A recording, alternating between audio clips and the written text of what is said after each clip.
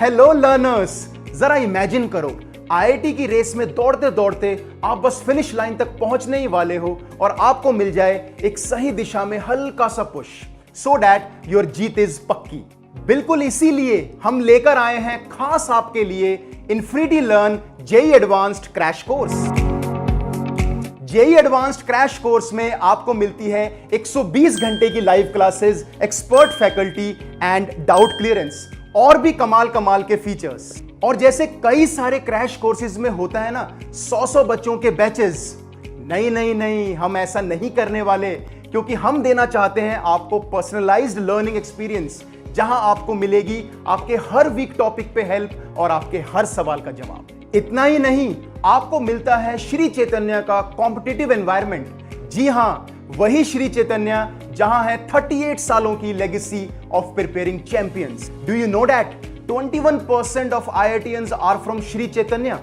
यही नहीं, JEE advance crash course में सिखाते हैं खुद IITians, जिससे आपको मिलेगी सही guidance from the people who have cleared the exam in the past। अब इतने सारे रीजंस दे दिए, इतने सारे फीचर्स बता दिए, अब तो वेट मत करो, आज ही रजिस्टर करो, क्योंकि बैचेस स्टार्ट हो रहे हैं 17 अप्रैल से। Enrol now for infinity learn JEE advance crash course and करो आपकी जीत पक्की।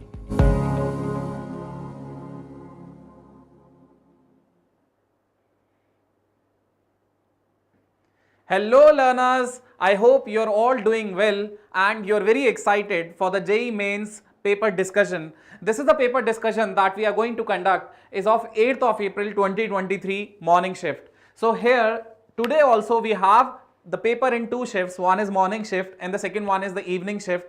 And we as a team of Sri Chaitanya and Infinity Roll are really excited to discuss the paper solution, that is JEE Mains paper solution of today. Right now we have received about 10 questions, 5 questions of the physics and 5 questions of the chemistry, and our teachers are coming right now just after 5 minutes in front of you to take the paper solutions and the various questions that has been taken in the JEE Mains 2023.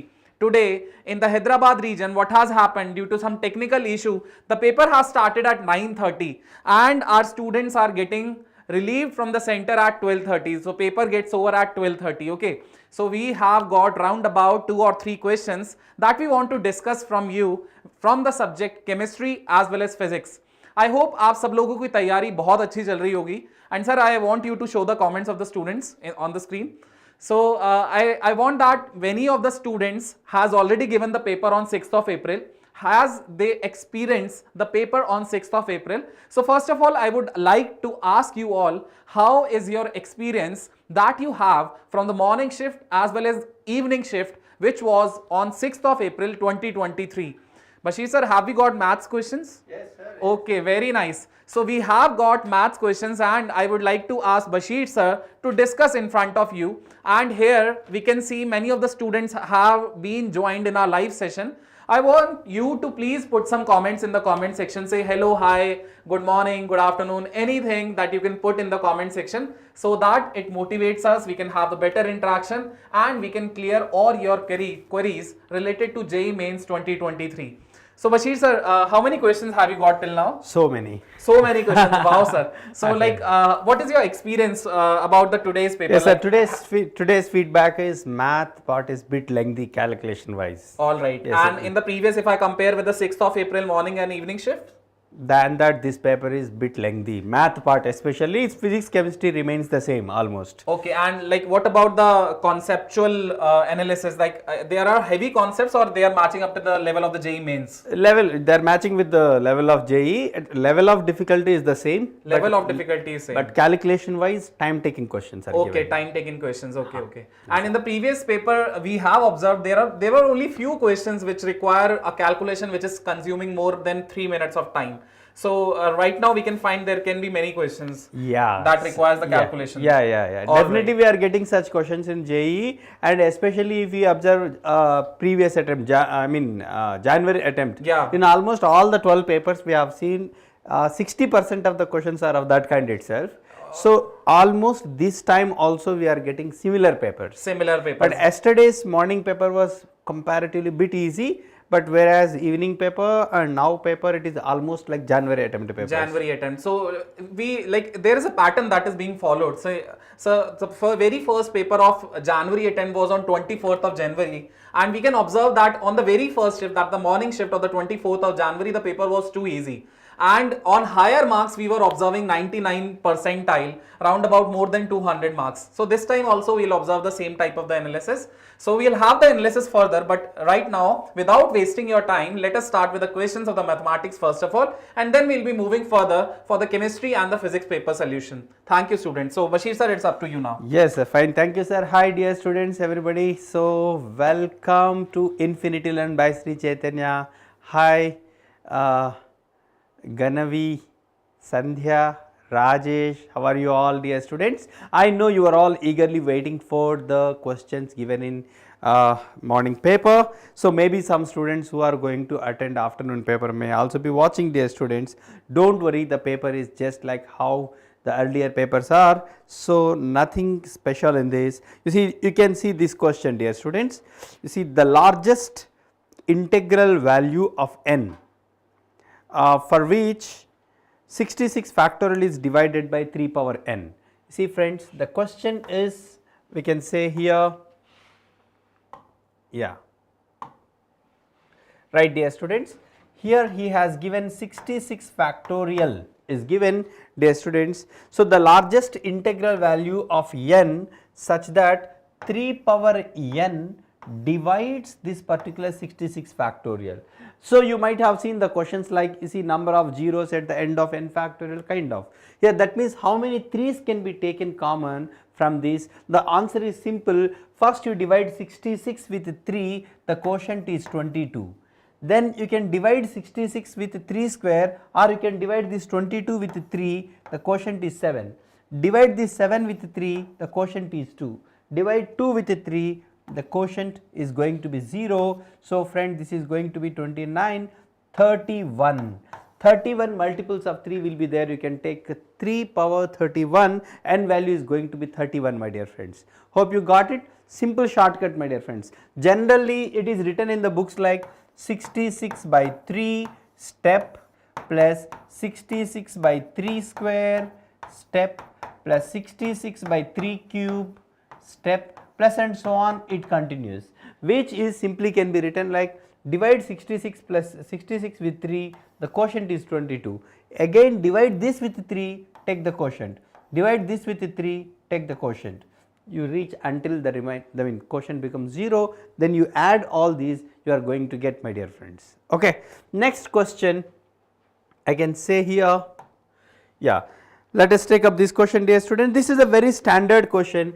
P is given like a matrix is a root 3 by 2, 1 by 2, minus 1 by 2 and root 3 by 2. This is the matrix P, and Q is given like 1 1 0 1, and he wants, you see, P transpose Q power 2007 P is asked, given like A, B, C, D 2 by 2 matrix, then he is asking some values related to A, B, C, D.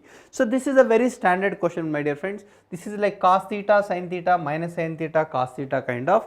First you try to find, my dear friends, so you try to find here P transpose Q. You see here some data is missing, my dear friends. Here Q will be given like, because we want P transpose into Q square into this.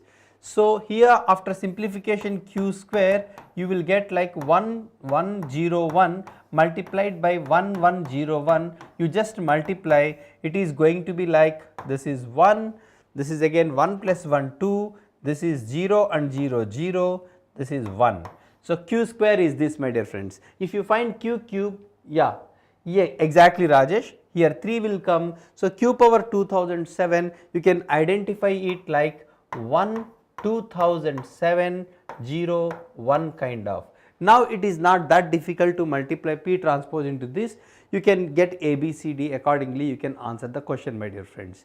This is induction based simple question. Such kind of questions are given many times in the previous cases, right? The next, my dear friends, let us take a few more questions.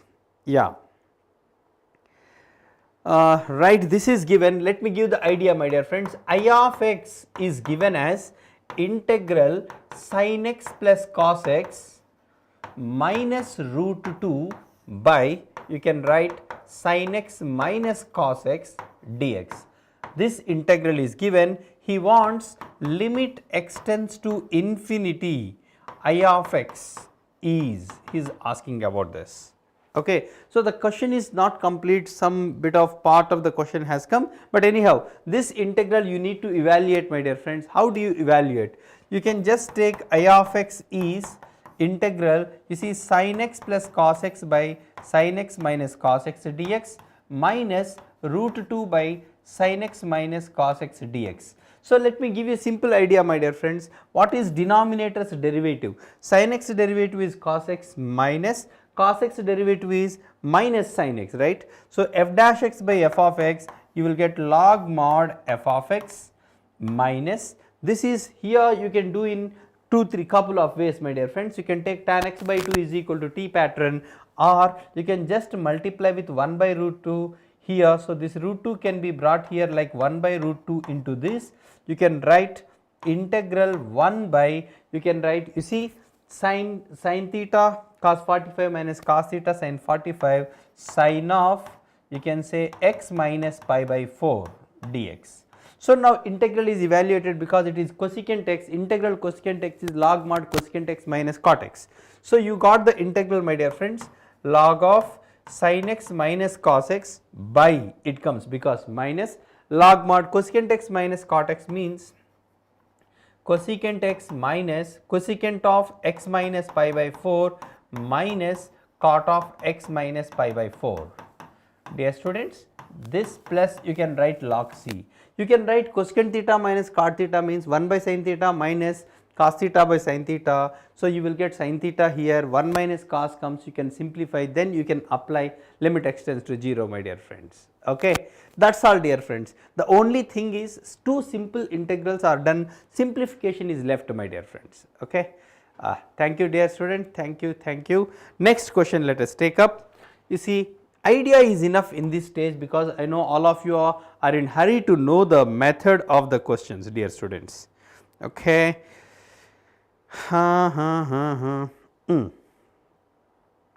Okay, where are maths? Yeah, you see, he said let t be the constant term in 3x square plus 1 by 2x cube whole power 7. Okay. Then what can you say about step t, he is asking. Arey, what a direct question it is. You see, yeah, step t in the sense it is like a standard question. To find the constant term, r is equal to np minus 0 by p plus q is 5. So, this is np is 14 minus 0 by, yeah, if this is the case, 14 minus 0 by p plus q is 5, this is not an integer, my dear friend. That means constant term does not exist, step becomes 0. If the question is correct, step t is going to be 0, my dear friends.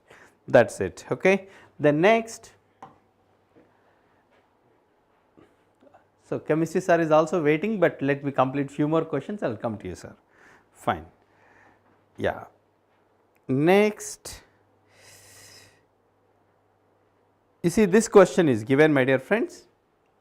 The coefficients of the expansion 1 plus x whole power n are in the ratio 1:5:20. Then what are the fourth terms? That means maybe the coefficients of, he may be giving like the coefficients of the expansions means maybe 3 consecutive terms are in the ratio 1:5:20. Then what is the fourth term of the expansion? You see, unless few more data is there, we cannot answer. If there are 3 consecutive, my dear friends, you can say NCR is to NCR minus 1 is to NCR is to NCR plus 1 is 1:5:20, my dear friends. Okay. So, I can say in this case how to find n and r. So, simple, my dear friends, you just take this term by this term, NCR minus 1 by NCR is 1/5.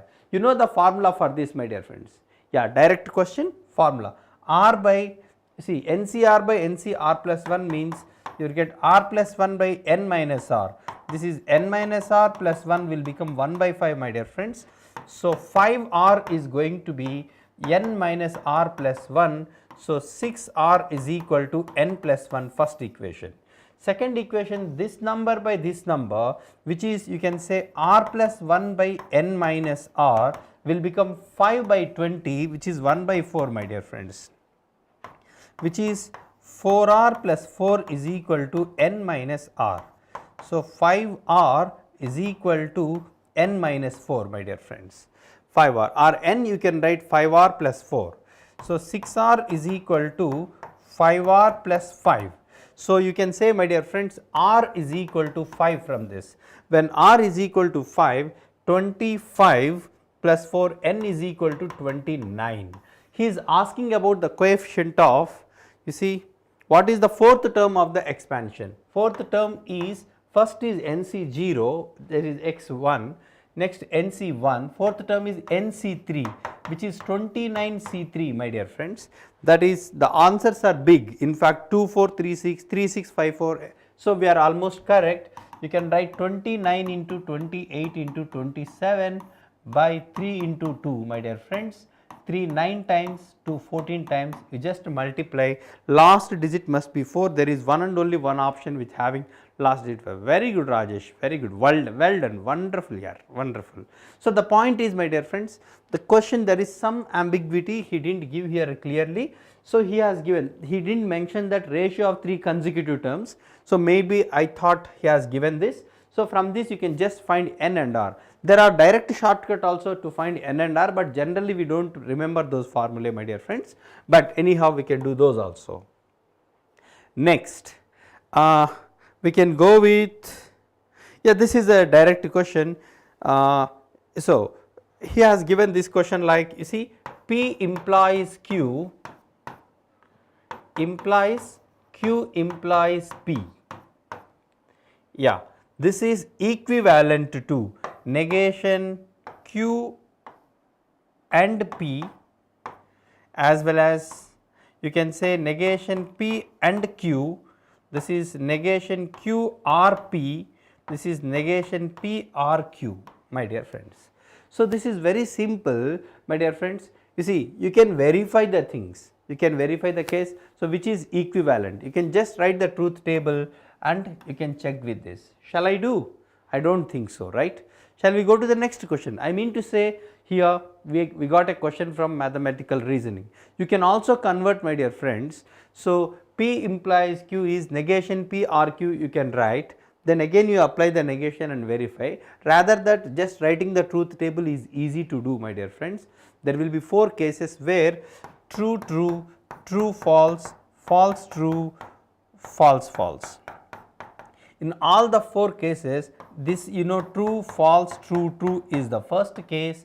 This is true true false true is the case. This implies this is going to be true true false true.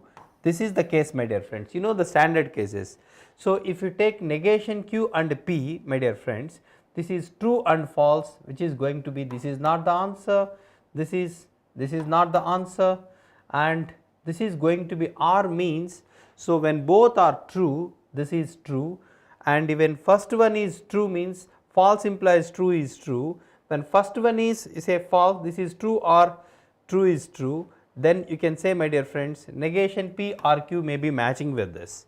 Negation P R Q, when P is anyhow true, this becomes false or true. Second case is going to be this. You just verify out of this, you will have the answer, my dear friends. Okay.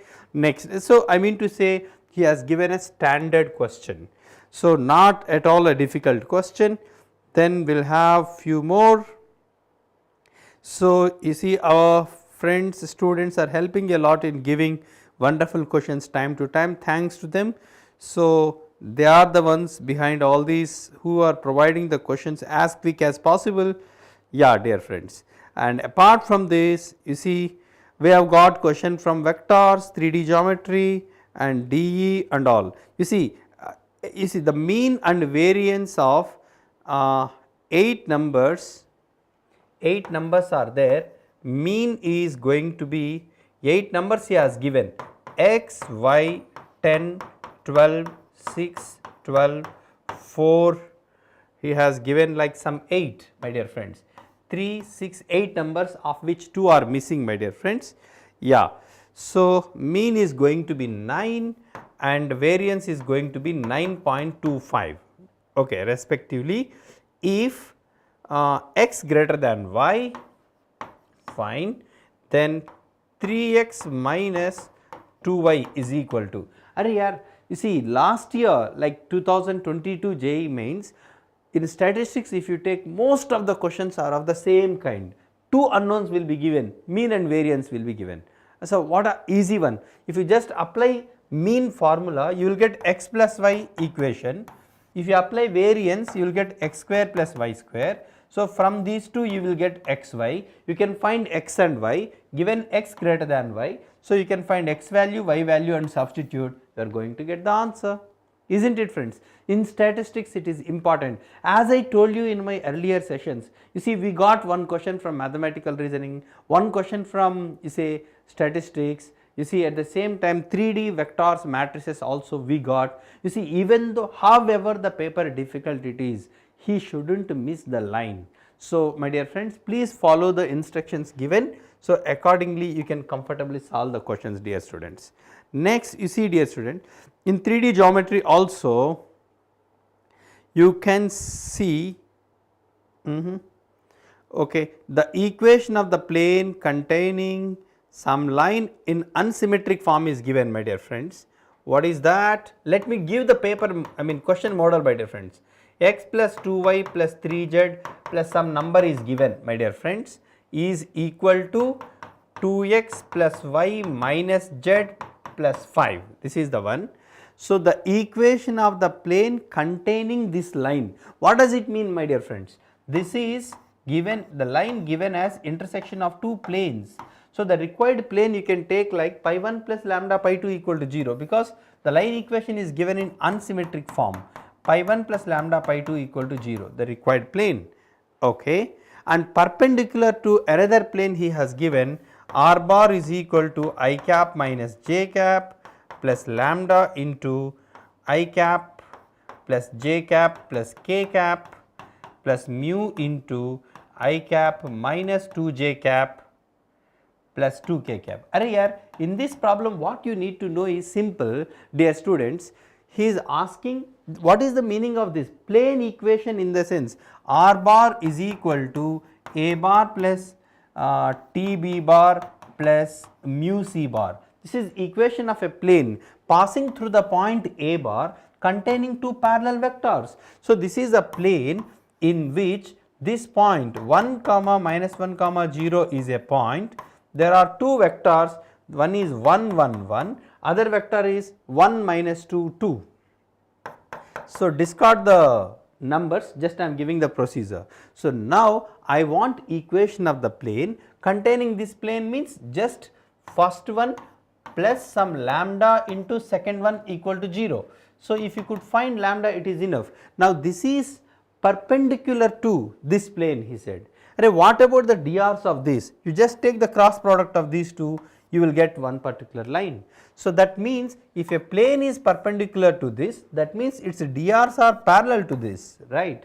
Or else my dear friends, you already know this plane equation, you can find the plane, you can find normal drs of this point, you can find the plane equation. When two planes are given, if they are perpendicular, so you just apply dot product of their normal vectors is equal to 0. So you can you will get value of lambda. I think you got my point my dear friends. Point number 1, the first plane you can take like L1 plus or pi 1 plus lambda pi 2 equal to 0. You can rearrange like you see 1 plus 2 lambda into x kind of. If you know lambda value, the problem is done. For that what we have done? We have found the equation of the plane. How? You know two vectors, take the cross product which gives the normal drs, point is there, you can find the plane equation. Now two planes are given which are perpendicular, apply dot product of the normals equal to 0, you are going to get the answer my dear friends, okay. Next. Okay, so I think you are waiting for physics and chemistry questions also, I will be coming my dear friends, so in between. So let us invite our Nitin Verma sir. Hi sir, please come.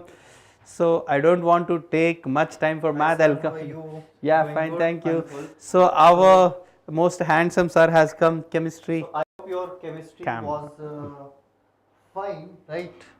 Chemistry section Yes, sir. कैसा था You guys? please Tell me in the continue, chat sir. section. I Yeah, will thank you join. very much. Okay, Thank you sir, very much. fine. Yeah. Yes, sir, fine. So how was your chemistry section guys? जिन लोगों ने अभी exam लिखा है JEE का आज morning session में, chat section में जल्दी से बताओ कैसा था केमिस्ट्री सेक्शन. बिकॉज देखो हम लोगों ने 2 पेपर्स ऑलरेडी सॉल्व कर दिए हैं, राइट. 6 अप्रैल के मॉर्निंग इवनिंग सेशन अगर आप लोगों ने अभी तक नहीं चेक किए हैं तो वो जाके चेक करो. हम लोगों ने सॉल्व किए हैं यहाँ पर, ठीक है, जो मेमोरी बेस्ड क्वेश्चंस थे. तो अगर मैं उनकी बात करूं, if I talk about those question papers and chemistry section was actually not difficult at all, right? Okay, there were just 1 or 2 questions which required a little bit of thinking. Otherwise chemistry में जो section था that was almost easy, right? Very easy, a little bit moderate but very easy question. So if you have any question in chemistry, those who have written the examination in the morning today, you can drop the question in the chat section. And we do have some questions from the students. Let us see. It is very important for those who are yet to write their paper. Okay, चलो discuss करते हैं question. एक question मेरे पास फ्रोंडलिश adsorption isotherm का है. Correct graph बताना है तुम लोगों को, राइट. जो एड्सॉर्प्शन आइसोथर्म है वो करेक्ट ग्राफ बताना है. So adsorption isotherm is something which is important, right, because I always say if you revise surface chemistry, right, surface chemistry is one chapter which you should revise.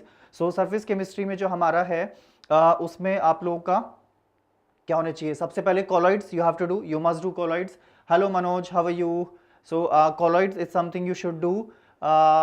Okay. So colloids, then you must do the adsorption isotherm, right? Adsorption isotherm, it's something you must cover, right? Because there are many questions from that. So the question was, which of the following is the correct graph for Freundlich adsorption isotherm? है ना, इनमें से कौन सा correct graph है हमारा Freundlich adsorption isotherm के लिए. तो I'll give you options here. क्या क्या ऑप्शंस हमें गिवन थे. एक ऑप्शन था x by M versus pressure, ये वाला graph, right. Okay, then option B में हमें दिया हुआ था log x by M versus log pressure, ये ग्राफ हमें दिया हुआ था, ठीक है. देन ऑप्शन सी में x by M versus concentration, ये ग्राफ हमें दिया हुआ था, राइट. एंड ऑप्शन डी में हमें दिया हुआ था x by M and x axis पे था pressure raise to the power 1 by n, ठीक है, और ये वाला ग्राफ. तो इसमें जल्दी से बताओ मुझे चैट सेक्शन में कौन कौन से इसमें करेक्ट है. सर नेम रिएक्शन से डायरेक्ट क्वेश्चन आते हैं क्या? Yes Rajesh, yes, you get direct questions from name reactions, right. Kolbe's reaction, Reimer Tiemann reaction, right, electrolysis, free radical reaction, there are a lot of name reactions which directly come, Rajesh. Okay, so if you are revising organic chemistry, this is something you should do, right, very first. Just learn all the name reaction, understand if there is a mechanism, right, then understand the reaction and write them on a paper, right. Okay, so Nishal gave an answer option A, B and D. Anyone else guys, which of these you think is the correct answer? Govardhan, why gypsum is added to cement? Because okay, this question like Govardhan said, this question came in the last, on 6th April JEE paper also in chemistry section, and today also this question is there. So this is very simple. Gypsum is added to cement to delay the setting time, to slow down the process of setting of cement. That is the correct answer, Govardhan. Okay, Sandhya said option B. Okay, let us see what actually is the reason here. ठीक है, यहाँ पे क्या reason है वो देख लेते हैं. So x by m is k into p raised to the power 1 by n, right. This is the equation of Freundlich adsorption isotherm. Everybody knows, right? Everybody knows this is the equation of Freundlich adsorption isotherm. Yes, to slow down the setting of cement. So now tell me which of the graphs are correct. Okay, everyone, this is something very important guys. This is something very important from if you are revising surface chemistry, please do not forget to revise adsorption isotherm and colloids, please. ठीक है. So x by m versus pressure, yes, graph will look like this. Initially the extent of adsorption will be directly proportional to pressure. As pressure increases to high value, then the surface of the adsorbent will become saturated and the adsorption will become independent of pressure, right. So this graph is correct. Very good. This graph is correct. Anyone else? ये बताओ ये graph correct होगा? Yes very good, इसका तो graph, इसका logarithm लो, ठीक है, x by m is equal to k into p raise to the power 1/1। अगर हम इसका लॉगरिथम लें तो ये हो जाएगा log x बाई एम, ठीक है, ये क्या हो जाएगा हमारा log x by M, yes Nishchal, and ये हमारा हो जाएगा log k plus 1/n log p। तो if Freundlich-Head's option isotherm is something you studied, right, you must have done this, right? This is the equation, x by m is the extent of adsorption, x is the mass of adsorbate, m is the mass of adsorbent, k and n, these are constants that depend upon the adsorbent-adsorbate pair and temperature, right?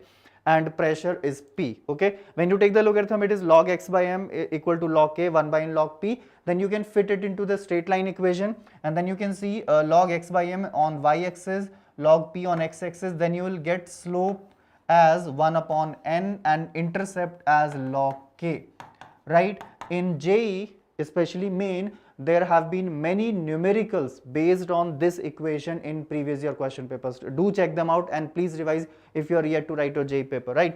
So this is also correct. Now of course if A is correct, then C cannot be correct, right? Because x by m into concentration, this is not a straight line, this is not correct, okay? What about this one? What about option D? Yes, Govardhan, easy paper today, okay, so good to know. Tell me your reaction. How did you feel about chemistry section? Was it lengthy? Was it more theory based? Were there more numericals? Were there a lot of questions from organic chemistry? Please tell us, right? Because it will also help those students who are yet to write their paper, right? Who have yet to write the exam. What about option D? Option D के बारे में तुम्हारा क्या कहना है? What about option D guys? यहाँ पे क्या करेक्ट आंसर होगा? x by m into p 1/n, will it be a straight line? Absolutely yes, because if you see x by m, it is directly proportional to pressure raised to the power 1/n. अगर आप लोग ध्यान से देखो तो x by m is directly proportional to pressure raised to the power 1/n. तो yes, ये हमारा करेक्ट स्ट्रेट लाइन हो जाएगा with no intercept.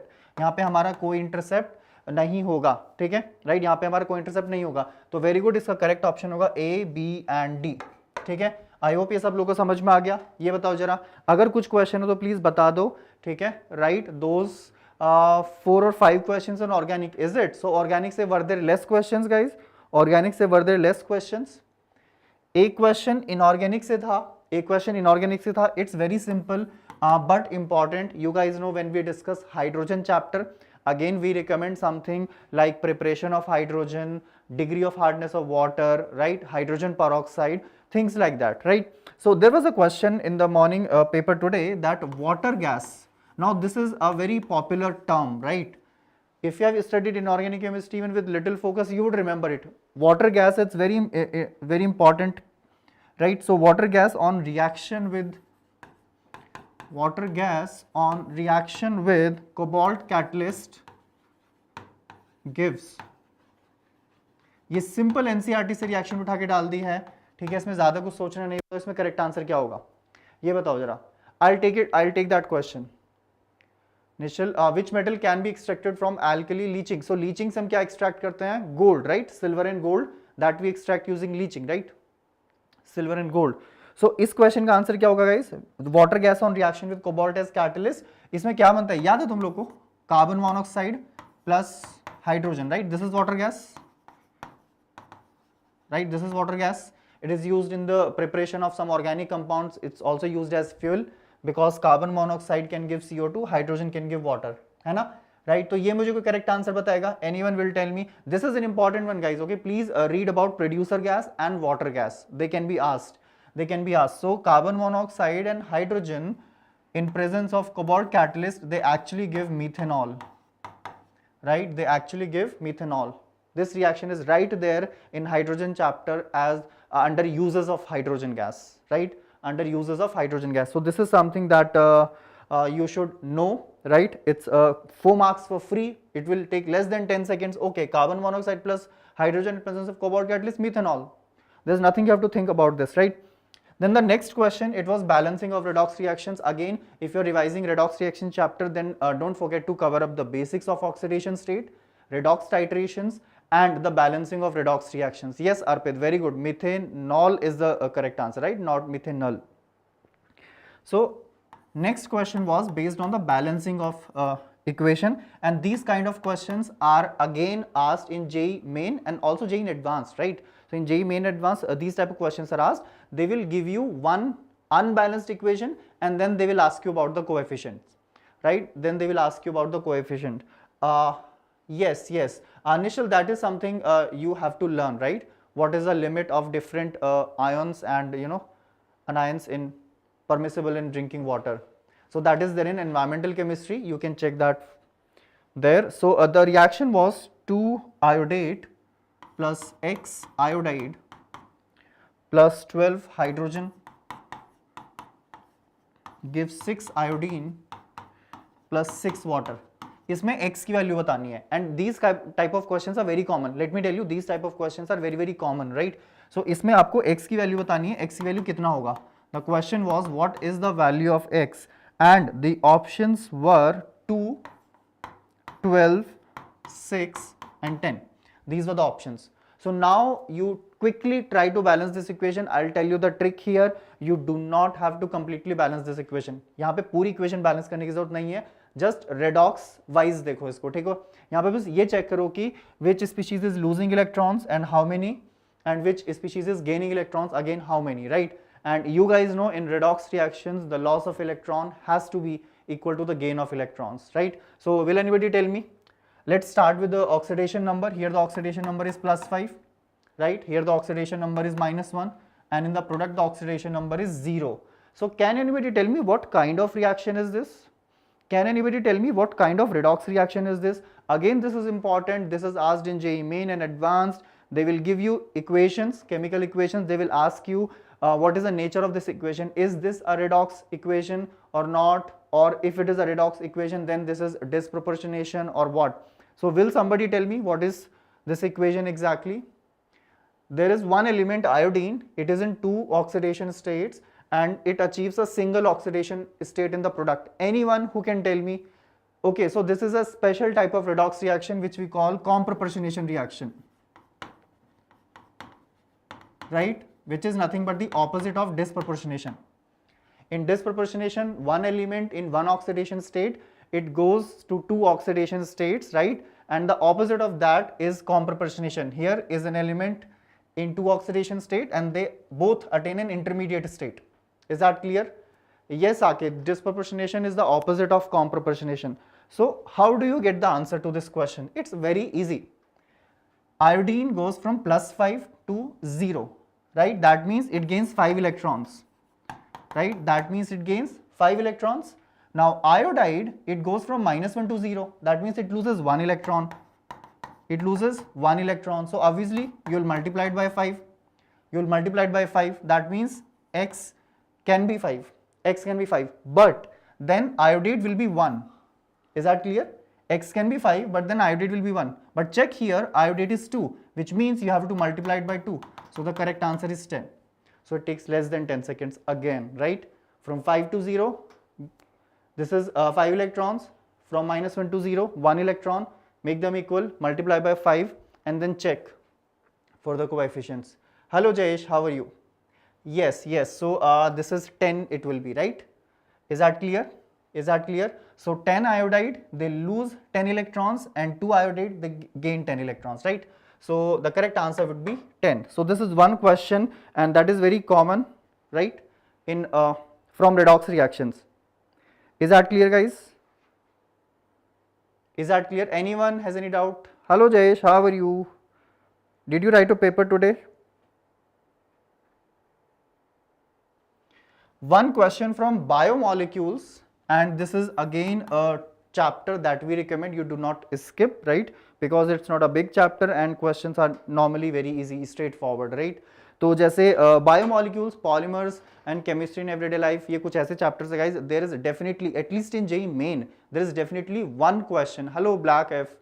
There is definitely one question in JEE from each of these chapters, right? So एक question था कि sulfur containing amino acids कौन-कौन से होते हैं? Sulfur containing amino acids कौन-कौन से होते हैं? Right? जो option से ये काफी common point है guys. If you have studied amino acids, there are 20 amino acids roughly, so you would have marked it कि हाँ भाई कौन कौन से एसिड्स है जिनमें सल्फर होता है, cysteine, lysine, methionine and glutamic acid.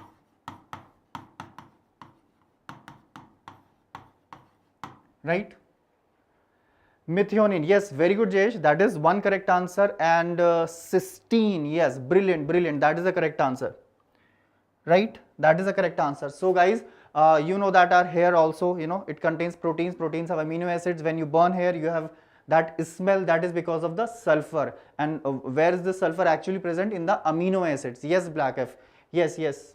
So there are basically two primary amino acids which contain sulfur, and as Jay said, the answers are methionine and cysteine, right? तो यहाँ पे हमारा cysteine एक answer हो गया और दूसरा methionine दूसरा आंसर हो गया, तो इसका करेक्ट आंसर था 2, राइट? मे बी ये सेक्शन बी का क्वेश्चन होगा, इसमें बताना होगा कि टोटल कितने अमीनो एसिड्स हैं which contain sulphur, right? Is that clear? Is that clear? Black F, yes, I have replied. How are you? How is exam? No need to spam. Okay, ये बताओ guys, ये सब लोगों को समझ में आया? 2 अमीनो एसिड्स हैं जिनमें सल्फर प्रेजेंट होता है, सिस्टीन एंड मिथियोनिन, इसको याद रख लेना. There are some basic facts about amino acid which you must remember, right? Okay, next question जो था it was from coordination compounds. Hello Saket. And coordination compounds again is one chapter you must not skip in inorganic chemistry because there are definitely questions from this chapter without any exception. तो जैसे एक question था कि which of the following complexes is octahedral? Very easy to check out. 6 donor atoms, right? Diamagnetic, no unpaired electrons, and most stable. Again easy. Check for the strength of ligand. Right, so I would again call this question easy. Yes, बहुत आसान question था, देख के पता चल जाता. तो इसमें हमारे ऑप्शन थे ये, राइट, पोटेशियम हेक्सासाइनोकोबाल्टेट, देन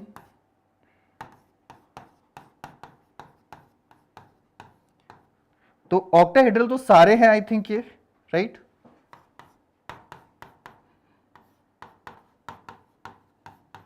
जल्दी से बताओ इसमें डायमैग्नेटिक कौन होगा और सबसे ज्यादा स्टेबल कौन होगा, राइट? इसमें डायमैग्नेटिक कौन होगा और सबसे ज्यादा स्टेबल कौन होगा, ये बताओ, ये बताओ गाइस, जल्दी से बताओ सब लोग. ऑक्टाहेड्रल तो सारे हैं, है ना? देखो ऑक्टाहेड्रल तुम्हें कहां से पता चल जाता है? From where do you know that it is octahedral? Hello Deepak, 6 donor atoms, right? यहां से पता चल गया. From here we can easily deduce that all complexes are octahedral in nature. ठीक है? Then stable. Let's come to the stability factor. So you guys know that stability of a complex is directly proportional to the strength of ligand. Now tell me इनमें सबसे strong ligand कौन सा है? सबसे strong ligand कौन सा है? Cyanide, water, ammonia and chloride. So we know that carbon donors are strongest ligand. Yes, Balaji, you said option A. Yes, absolutely correct. Very good, very good. So cyanide, water, ammonia and chloride, carbon donors are strongest ligand. तो cyanide हमारा सबसे ज्यादा stable हो जाएगा. अब बस ये check करना है ये डायमैग्नेटिक है कि नहीं. Yes, yes, साकेत, अब ये चेक करना है कि डायमैग्नेटिक है नहीं. You just have to check if it is diamagnetic or not. So here potassium is +3, here 3 potassium, cyanide is -6, so cobalt is +3, right? अब कोबाल्ट का कॉन्फ़िगरेशन क्या होता है? D7S2, है ना? कोबाल्ट का कॉन्फ़िगरेशन क्या होता है? D7S2. इसमें से 3 इलेक्ट्रॉन्स निकाल लो, D6 बचा. इसमें से 3 इलेक्ट्रॉन्स निकाल लो, क्या बचा? D6 guys. Am I correct? Am I correct? Okay, please reply in the chat section.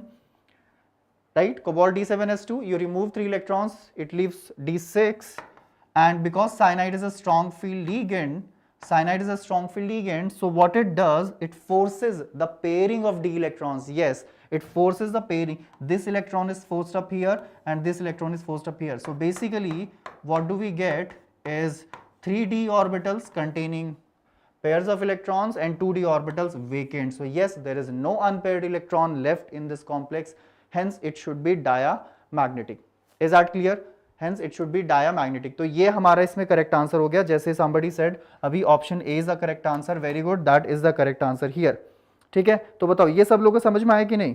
ये बताओ, ये सब लोगों को समझ में आया? ये सब लोगों को समझ में आया, है ना? राइट. अच्छा, एक क्वेश्चन, कुछ क्वेश्चन थे इनऑर्गेनिक से, मैंने देखा कि बहुत ही इजी क्वेश्चन आ रहे हैं, right? And we have always, almost every chemistry teacher has always been emphasising कि भाई इनऑर्गेनिक केमिस्ट्री एनसीईआरटी से पढ़ लो line by line, right. If you want to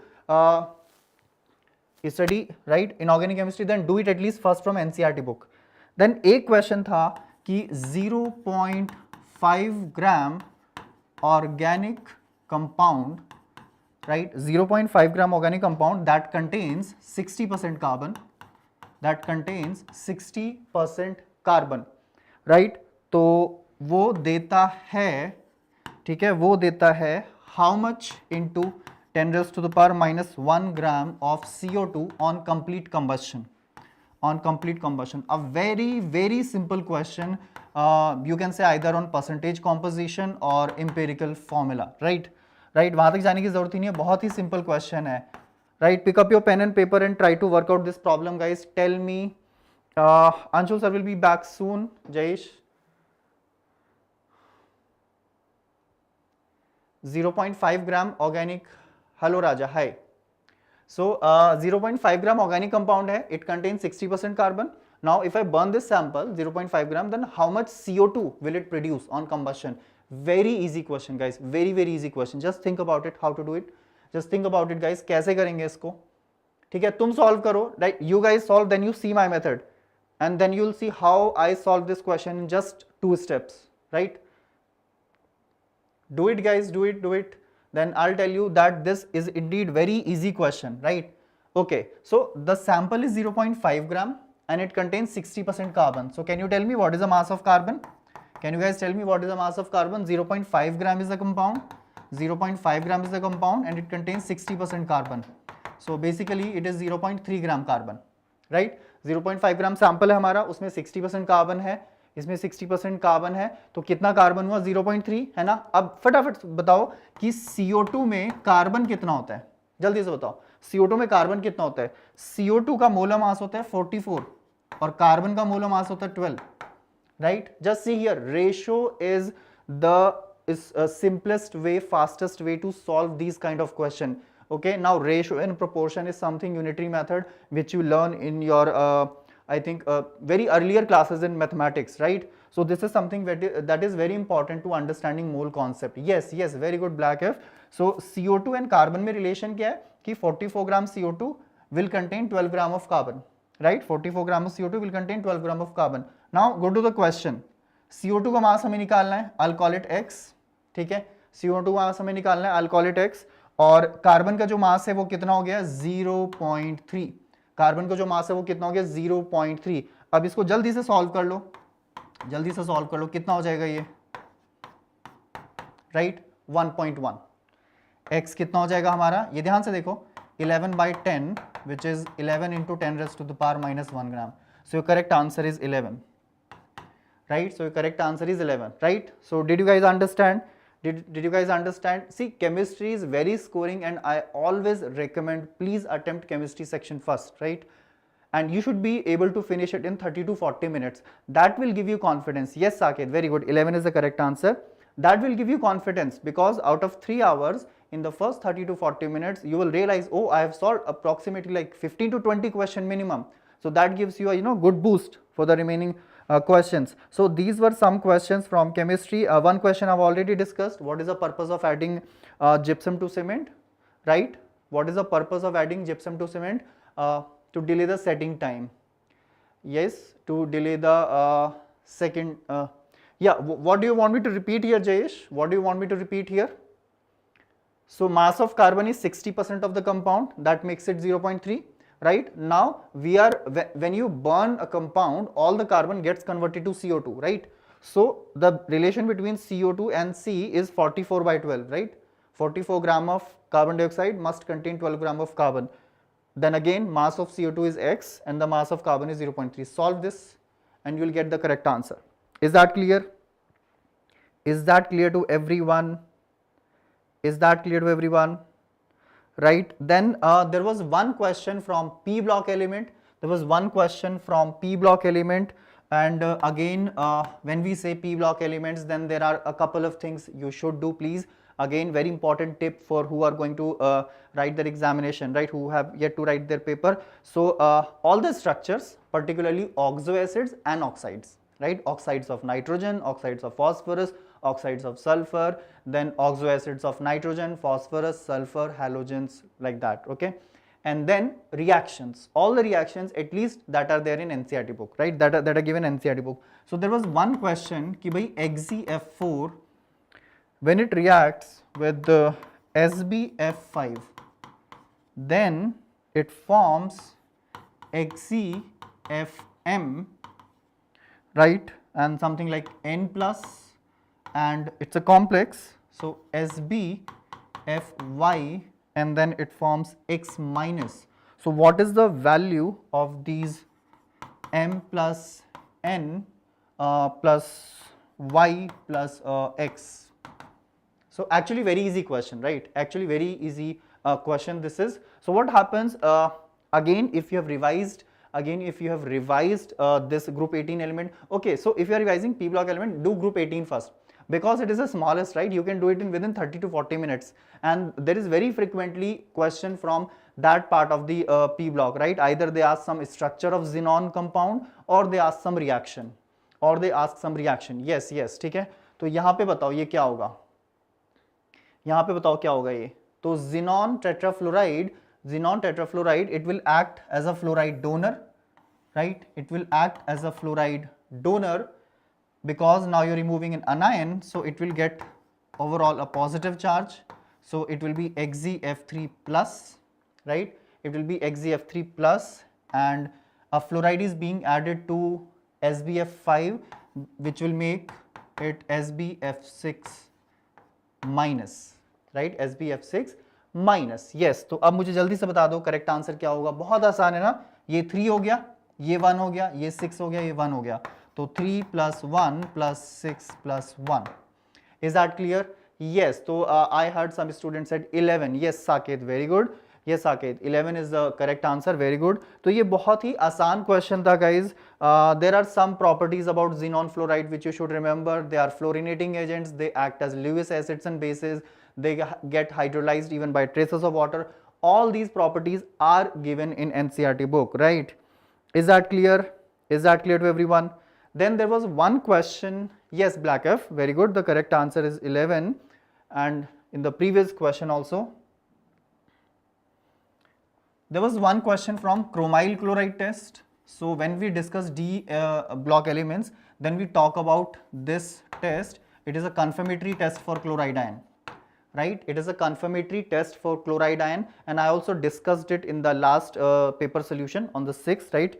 You can go and check out there. So chromyl chloride test is a confirmatory test for chloride ion. Question क्या था, बिल्कुल simple सा question था कि in chromyl chloride test the number of D electrons in chromium, they are same as in, and the options were titanium third. बहुत ही easy question है. If you just remember what is the compound formed by chromium in the chromyl chloride test. Very easy question guys, very easy. Vanadium 4, this is vanadium 4th, and last manganese 7th, right? ये बताओ guys. So do you guys remember in chromyl chloride test, the name of the test itself tells you what is the compound formed by chromium. So chromyl chloride test involves the formation of this compound. अगर नहीं पता है तो please याद रख लेना, and I can help you with that. It also comes in ETARD reaction. In organic chemistry, remember we study ETARD reaction. We react toluene with CrO2Cl2. Yes Jayesh, yes Deepak, we react toluene with CrO2Cl2 chromyl chloride in CS2 followed by hydrolysis, which gives us benzaldehyde as a major product, right? So ETARD reaction is again very important reaction. So CrO2Cl2. Now tell me, so Ritesh said option A. Just be a little more careful guys, right? Simple questions can often trick you. So what is the oxidation number of chromium here in this compound? What is the oxidation number of chromium here? So it's simple, +6, है ना? What is the oxidation number of chromium here? +6. Now you guys know chromium is D5S1, है ना? Chromium is D5S1, +6 मतलब it's D0S0. There is no electron in D orbital. There is no electron in the D subshell of chromium atom. Now cross check which of these options also have no D electron. Which of these options? So Saket said option D. Yes, very good guys, very good. So I'll go first to the correct answer. Manganese is 3d54s2. Manganese is 3d54s2 plus 7 state, right? Roman numerals we write in. So plus 7 state matlab all the valence shell electrons are gone, right? So that leaves manganese with an empty d subshell. Is that clear? Is that clear? Yes, very good guys. Correct answer. Yes, Venkat, Sai Krishna. Yes, option D is the correct answer. Very good. Yes, Black F. Very good. That is the correct answer. ठीक है. बाकी देख लेते हैं. Titanium क्या होता है guys? Titanium, scandium titanium. It is 3d24s2. It is 3d24s2 and plus 3 मतलब ये 3d1 हो गया. Plus 3 मतलब 3d1 हो गया. It is not empty. So there are many questions which depend upon the configuration, right? For example, if they would have asked me which of these compounds would you expect to be colored, same logic, right? Same logic. If the D subshell is incompletely filled, it is expected to be colored, right? So यहाँ पे iron कितना होता है हमारा 3d6 4s2 and iron 3 plus कितना हो जाएगा? यहाँ से 3 इलेक्ट्रॉन्स निकाल दो 3d5, तो ये तो नहीं हो सकता. Lastly, vanadium कितना होता है guys? Vanadium 3d3 4s2 3d3 4s2 and plus 4 state मतलब यहाँ पे 2 इलेक्ट्रॉन यहाँ से निकले 2 यहाँ से निकले, that leaves 1 electron in d orbital. तो you guys are brilliant. You have already given the correct answer here, option D, right? So those were some questions in chemistry that we received from students, and I'll come back again soon with some more questions as and when we receive them. Thank you guys. And now we have Aniruddha sir with us, some questions from physics, because again I'm sure I'm hoping you're looking forward to some questions in physics. Welcome sir. Hi sir, thank you so much. So am I audible? Just थोड़ा सा confirmation देना, मेरे को roughly लग रहा है audible है, but just give me a confirmation if this is audible and we'll get started. We have about 7 questions, more are coming in. As and when they come, we'll be doing it. Real time में अगर आ रहा है तो मैं यहीं पे solve कर दूंगा.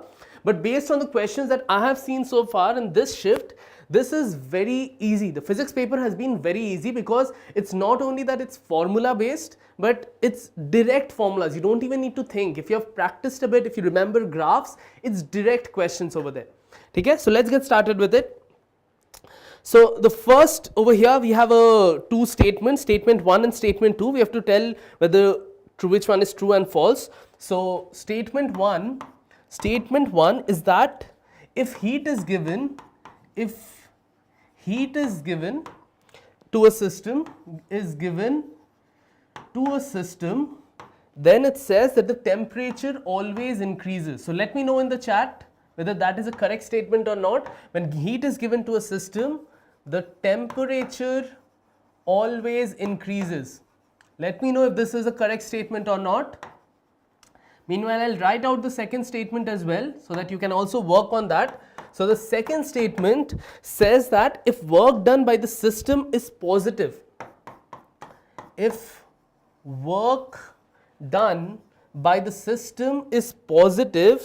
then the volume always increases. If work done by the system is positive, then it says that the volume always increases.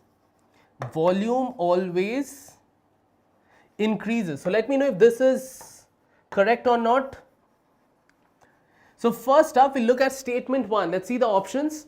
Hi Black F, hi Jayesh. So over here, we'll look at the first statement. It says if heat is given to a system, the temperature always increases. This is an incorrect statement. No, Saket, first statement is not correct because temperature constant means that there's an isothermal process.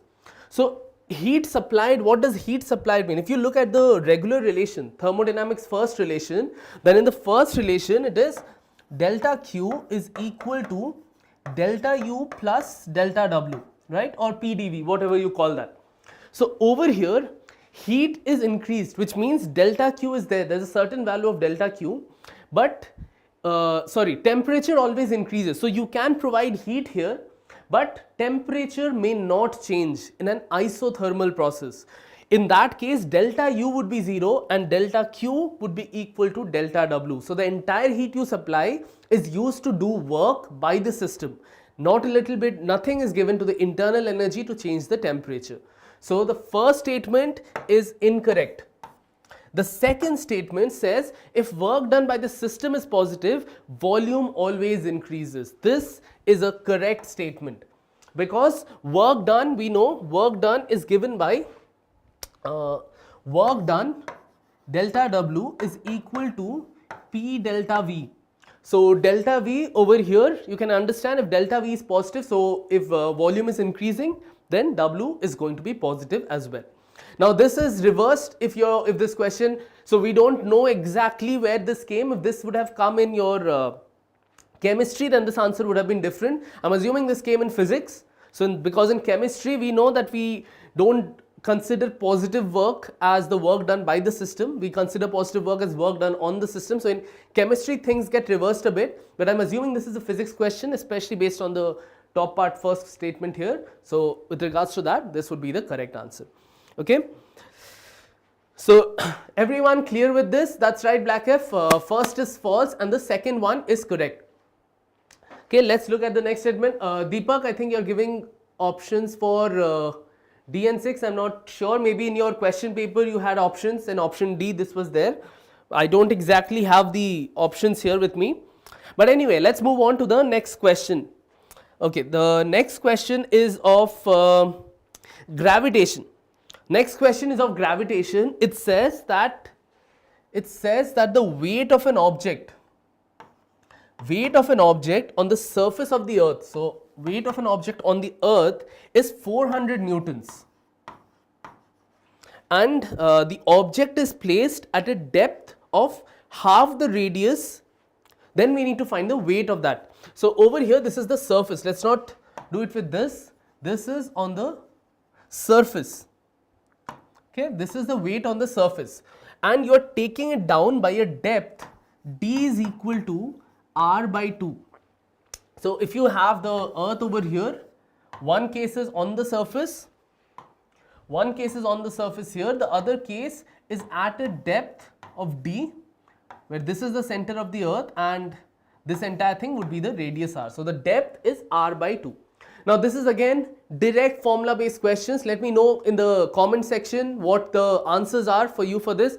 Formula based, we don't even need to bother too much with this. We know that the apparent acceleration due to gravity g dash is equal to g into 1 minus d by r. So with regards to this case, if d is equal to r by 2, we will be having g dash is equal to g into 1 minus half. So g dash is equal to g by 2. Now if g dash is becoming g by 2, we can right away just by logic we get the idea that over here the weight at the depth in the hole, wherever you have dug that hole, that weight is going to be W at the, we are calling it a well, W inside the well is going to be 200 Newton because acceleration due to gravity dropped by half, so weight should also drop by half. That's right, Saket, the answer is 200. Okay, again direct formula based questions, nothing too much to bother here. Saket, your answer was correct, you didn't have to retract it, that's fine. Okay, next question, let's move on. Next is again another very simple question that has to deal with the logic gates. So in the previous session we don't, as far as the memory based we didn't get any logic gates directly, but here we have a logic gate question. So the logic gate that they have drawn is this. You have a NAND gate here, this is your input A, and on this side you have input B coming and passing through a similar NAND gate. Over here they both again come through and pass through another NAND gate over here. Now the inputs of A and B are given. A is given as this, the waveform is given here, then goes up. So this is 1 marking, 2 marking, 3 and 4. And with regards to your B, this is going to be, if I align the markings, I'm trying to recreate it exactly as is, then over here we have it 0 in here, positive value here, again drops to 0 here, again positive here. So it's like a pulsing function. Alright, so over here we need to take the output. Let's figure out with regards to this. When you say A send A in here, pass it through a NAND gate with both of its inputs being the same input, then you will get A naught out of here. Same thing with B, this was B by the way. Same thing with B, you would get B naught out from this side. So over here you have A naught and B naught entering into a NAND gate, which means the output Y will be equal to A naught dot B naught and the naught on top. This dot comes because of the AND gate, and because there's another naught on top, you have to put another bar on top of it. Okay. So here on it's simple, De Morgan's law. If you apply De Morgan's law, then Y becomes equal to A naught naught plus B naught of naught, because according to De Morgan's law, I can split it up from the OR to the AND with a bar complement of each of them. So that makes Y is equal to A plus B. So this is a simple OR gate. This entire setup is a simple OR gate, as we can see from here. Okay. So what is the output going to be if I get the output also out for Y? So let's get the output. We again don't have the options here, but here we have 0 and 0. So in an OR gate, let's do the markings here. Let's put the markings here accordingly. 0 and 0, you'll get the output 0. Next, 0 and 1, you will get the output as 1 because it's an OR gate. Then we have again 0 and 1, still the output is going to be 1. Next up, again 1 and 1, the output is still going to remain as 1.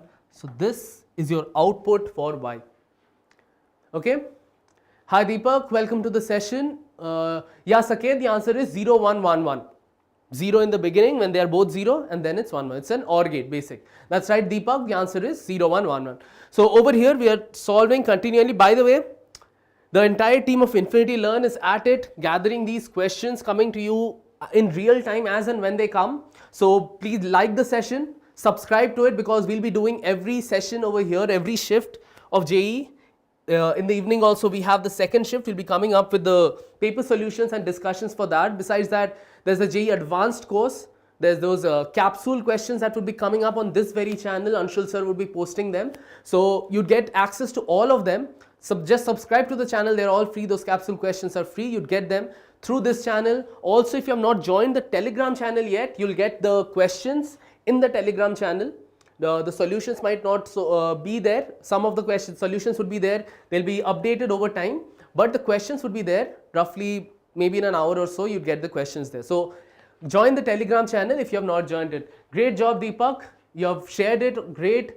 Jayesh, thank you for subscribing. I'm pretty sure we'll get a lot of value out of it in the coming days. Okay. Next is the given length of an open pipe is 40 centimeter. Velocity of sound in air is 160. So let's write down the data. Length of an open pipe is 40 centimeter. 40 centimeter, which is 0.4 meters, right? And the velocity of sound V is given as 160. Now I'm getting it disputed. So there's one question where it's given as 160 meters per second and another where it is 360. So voice is not coming. Can others just, it's coming, Madhav, just check it. I think there's some issue on your end because I'm getting a green light from my team over here. Others, if you cannot hear my voice, is it, just give me a thumbs up, okay. Okay, so Saket and everyone says that my voice is clear. So Madhav, just check it. I'm assuming there's some issue on your end. Just try to, otherwise I'm writing this down as try to follow along, but check it's on your end, there's some issue. So anyway, velocity of sound, I have the data as 160 meters per second, but I don't think it is 160. I'm assuming it is 360 meters per second. All of you, if you have given today's paper, if you have come back from that, confirm, I think it is 360. It should not be 160, that's a bit odd. Generally we consider it with 340, but I'm assuming it can go to 360 tops. So over here they have asked you for the second harmonic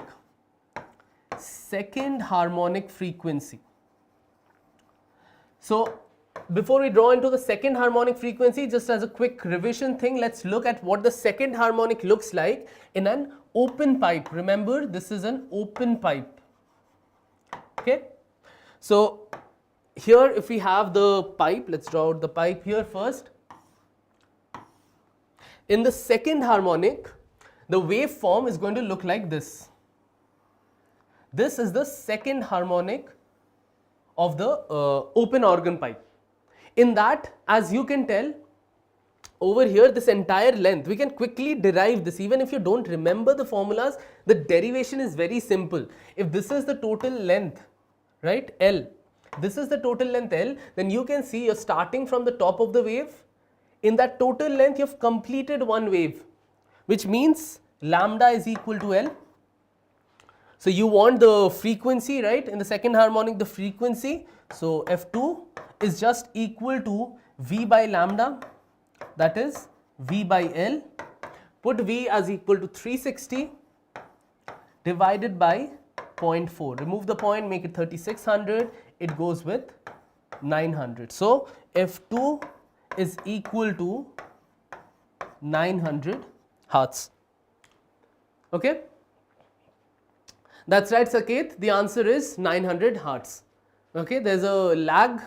I'm not sure. Okay, I'll ask my team to check it. Okay, they'll get back to it. They're checking it. Anyway, even if there's a lag, try to follow along as much. They are trying to fix the issue. Are others also getting a lag, or are things going fine for the rest of you? Just keep me updated, posted on it. They are working on it. Guess there's some issue with OBS.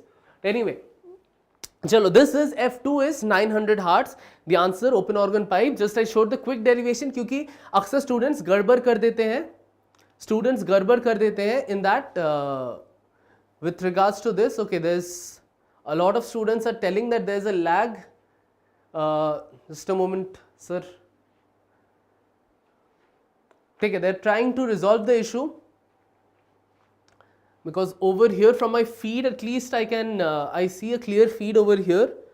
I'm not exactly sure, but a lot of students are saying. So Saket says it's fine. Okay, great. Just give me a thumbs up if others that if this is fine, and then we'll proceed with it. ठीक है, नहीं तो I'm writing it on the board. I don't want to waste. अभी यार JEE के time में तुम्हारा time waste नहीं करना चाहता. तुम्हें board के through भी मिल रहे हैं, थोड़े lag में भी आ रहा है, तो भी you are getting it. Okay, Jayesh, I get it. Let's start off with the next question. ये वाला हो गया. So वही मैं बता रहा हूँ, questions are very direct, formula based. This I derived to show you, but you don't even have to derive it. This is a known relation. Okay. Let's start. Next question is the dimensional formula of 1 by mu naught epsilon naught. Like, come on, at this point, seriously, what? This is no longer becoming challenging for the JEE students. You want something, otherwise the cutoff flies up so high that it's hard to differentiate. An easy paper that cannot differentiate between good students and students who have worked hard and students who haven't worked hard. You need some challenge. That is what will create that separation. Okay, so you want the dimensional formula of 1 by mu naught epsilon naught. Now over here, you don't have to remember what is the dimensional formula of mu naught or dimensional formula of epsilon naught. Just remember this relation, that your speed of light c was equal to 1 by root over of mu naught epsilon naught, which means c square would have been equal to mu naught epsilon naught. What was speed? C was the speed of light. So this would have a dimensional formula of, this would have of m into s, meter per second. So LT minus 1, which means square of that is just going to be L2 T minus 2. Just comparing, instead of finding this directly, remember this is equal to c square, speed square. So speed was LT minus 1, so speed square would be L2 T minus 2. Okay? Great. Chalo, let's sir, marks for 99. So Vivian asks what is the marks required for 99, and I'll be very brutal with you. This might not seem like a good answer, but in this paper, the kind of papers that we have been getting, your 99 percentile is going to be pushed up. Cutoffs will be pushed up, because the papers, even the key thing is now in this, the previous session and in this session, the maths paper is also coming comparatively easier, which is something that was not happening. Even in the January session, maths was a bit lengthy, it was a bit tough. But now maths papers are coming easier. So cutoff minimum I am expecting would go to 200. It would minimum go to roughly around 200 with regards to this. ठीक है, चलो let's start off with it. Just students don't get bothered. अगर कोई spammer है, don't bother. लोगों को डालने दो जो मर्जी है. You focus on the questions, get the value. You are getting the value out of it, so focus on that. Next, moment of inertia along the line from the center of a semicircular ring perpendicular to the plane is 1 by x mr square. So ये numerical based question है. तो यहाँ पे बताया है कि there is a ring as such and you want, this is a semicircular ring, you want the moment of inertia through the center of that point and it has to be perpendicular. तो तुम्हारा axis जो है वो ऐसे जा रहा है अंदर, ठीक है. So axis अंदर जा रहा है ऐसे. Now यहाँ पे तुम्हें निकालना है कि it is given that the moment of inertia I is equal to mr square divided by x and you need to find what x is. तो यहाँ पे देखो सोचने का बात ही नहीं है. Again very direct formula based question. यहाँ पे तुम्हारे पास हर एक पॉइंट, अगर मैं किसी भी पॉइंट का infinitesimal element भी लेता हूं of mass dm, every point is the same distance r away from that axis, which means the entire mass is the same distance r away. तो इसका moment of inertia हो जाएगा simply I is equal to mr square. That is it, which means your x will be equal to 1. Direct formula based और कुछ नहीं है. Okay, is that clear everyone? Very direct formula based, ज्यादा कुछ नहीं है पूरा चीज. अगर ये तुम्हें बताते हैं कि you need to find the moment of inertia about the centre of mass, तब तुम्हें अलग चेंज करना पड़ता, क्योंकि जो सेंटर ऑफ मास होता है that is at a height 2r by pi from the actual central point. तो तब तुम्हें पैरेलल एक्सिस थ्योरम लगाना पड़ता. मेरे पास एग्जैक्ट क्वेश्चन नहीं है, that is why I can't be sure. इसीलिए मैं तुम लोग को बता दे रहा हूं कि अगर क्वेश्चन में, क्योंकि ये मेरे को बहुत ही ज्यादा बेसिक क्वेश्चन लग रहा है. This question seems a way too basic, so there might be a possibility that they may ask you here, तो you will just use the parallel axis theorem with this length that the axis has to shift. Okay, चलो, that's everyone is clear with this. We'll move on to the next question. Hi Shivam. चलो, let's clear this off. Next question पे चलते हैं. Next question is the graph of electric field due to insulating sphere from the center. Again direct, अगर तुम्हें formula पता है, ये तो क्वेश्चन लाइक तुम कोई भी मटेरियल से फॉलो करो, कोई भी क्वेश्चन बैंक करो, जहां भी देखो ये ग्राफ तो हर जगह तुम्हें मिलेगी. That is the electric field E versus R for insulating sphere. For an insulating sphere. अभी मेरे पास ऑप्शंस भी नहीं है, लेकिन जरूरी भी नहीं है तुम लोग को ये. मैं डेरिवेशन दिखा देता हूं just for the sake of it. I show you the derivation, लेकिन जो स्टूडेंट्स को आंसर चाहिए it would look something like this. Straight line रहेगा, उसके बाद से तुम्हारा रेक्टेंगुलर हाइपरबोलिक शेप पे नीचे आएगा. द रीजन बीइंग, तुम्हारा जब स्फीयर है, if this is your sphere and the charge is uniformly distributed about it, if you are finding at a point outside the sphere, then the electric field E out is just equal to kq divided by r square. तो E varies as 1 by r square, इसीलिए ये वाला part आता है. This is capital R, which is the radius of this sphere. और inside the sphere निकालने के लिए हम गॉस लॉ लगाते हैं, जहां पे तुम एक गॉसियन सरफेस ले लेते हो ऑफ रेडियस स्मॉल r. तो उसके अंदर enclosed charge Q enclosed is the total charge Q naught divided by 4 by 3 pi r cube into 4 by 3 pi small r cube. हटा दो तो तुम्हारा जस्ट बचता है Q enclosed is Q naught into small r cube divided by capital R cube.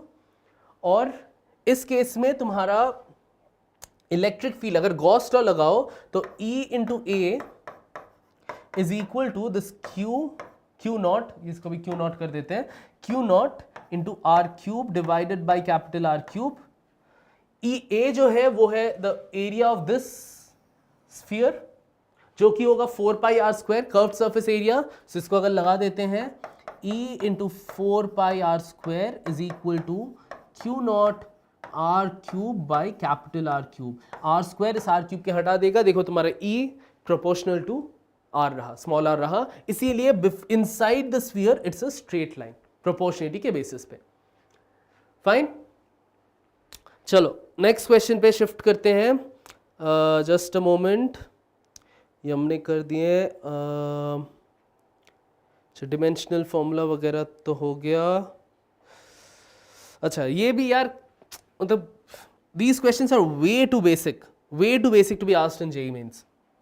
ये like हम लोग जब फाउंडेशन में कराते हैं तब ये क्वेश्चंस आ जाते हैं. The question is two forces of magnitude. तो there are two forces, F1 is equal to A and F2 is equal to A by 2, ठीक है. And they have told that the angle between F1 and F2 is 90 degree. They are perpendicular to each other. You just need to find the net resultant force. तो यार 90 degree है दोनों में angle, so it's very basic. It's just root over of F1 square plus F2 square, which is equal to root over of A square plus A by 2 square, that is A square by 4, that is equal to A by 2 into root of 5. क्योंकि ये तुम्हारा 5A square by 4 होगा, so A square by 4 को हम A by 2 निकाल सकते हैं, अंदर रहेगा just root 5. So that would be the answer to this. Okay, root 5 A by 2. Venkat, it's not root 2 here because both of them are different. If both would have been A and A, then you would have got root 2. यहाँ पे क्योंकि एक तो A by 2 है, इसीलिए तुम्हारे यहाँ पे 2 as a denominator आएगा और root 5 तुम्हारे numerator पे रहेगा. Okay, is this clear for everyone? Deepak, Shivam, everyone who was there with us. ठीक है, चलो ये क्वेश्चन भी हो गया, E versus R भी हो गया, ये भी हो गया. ठीक है, दिस इज अभी के लिए ये वाला लास्ट क्वेश्चन है, मिला है एज ऑफ नाउ. देखते हैं उसके बाद भी चेक करेंगे रियल टाइम में कुछ और मिला होगा. सो अभी रियल टाइम पे ग्रुप पे हम लोग को यही मिला है. हमारी एक team is there, they are collecting questions. So all of these are collected from Shri Chaitanya students. अगर the people who are not that familiar with Shri Chaitanya, it's the biggest education institute over here in South India. We have an experience of 37 years. In fact, IITians जितने हैं अभी in IITs, 25% of all IITians are from Sri Chaitanya.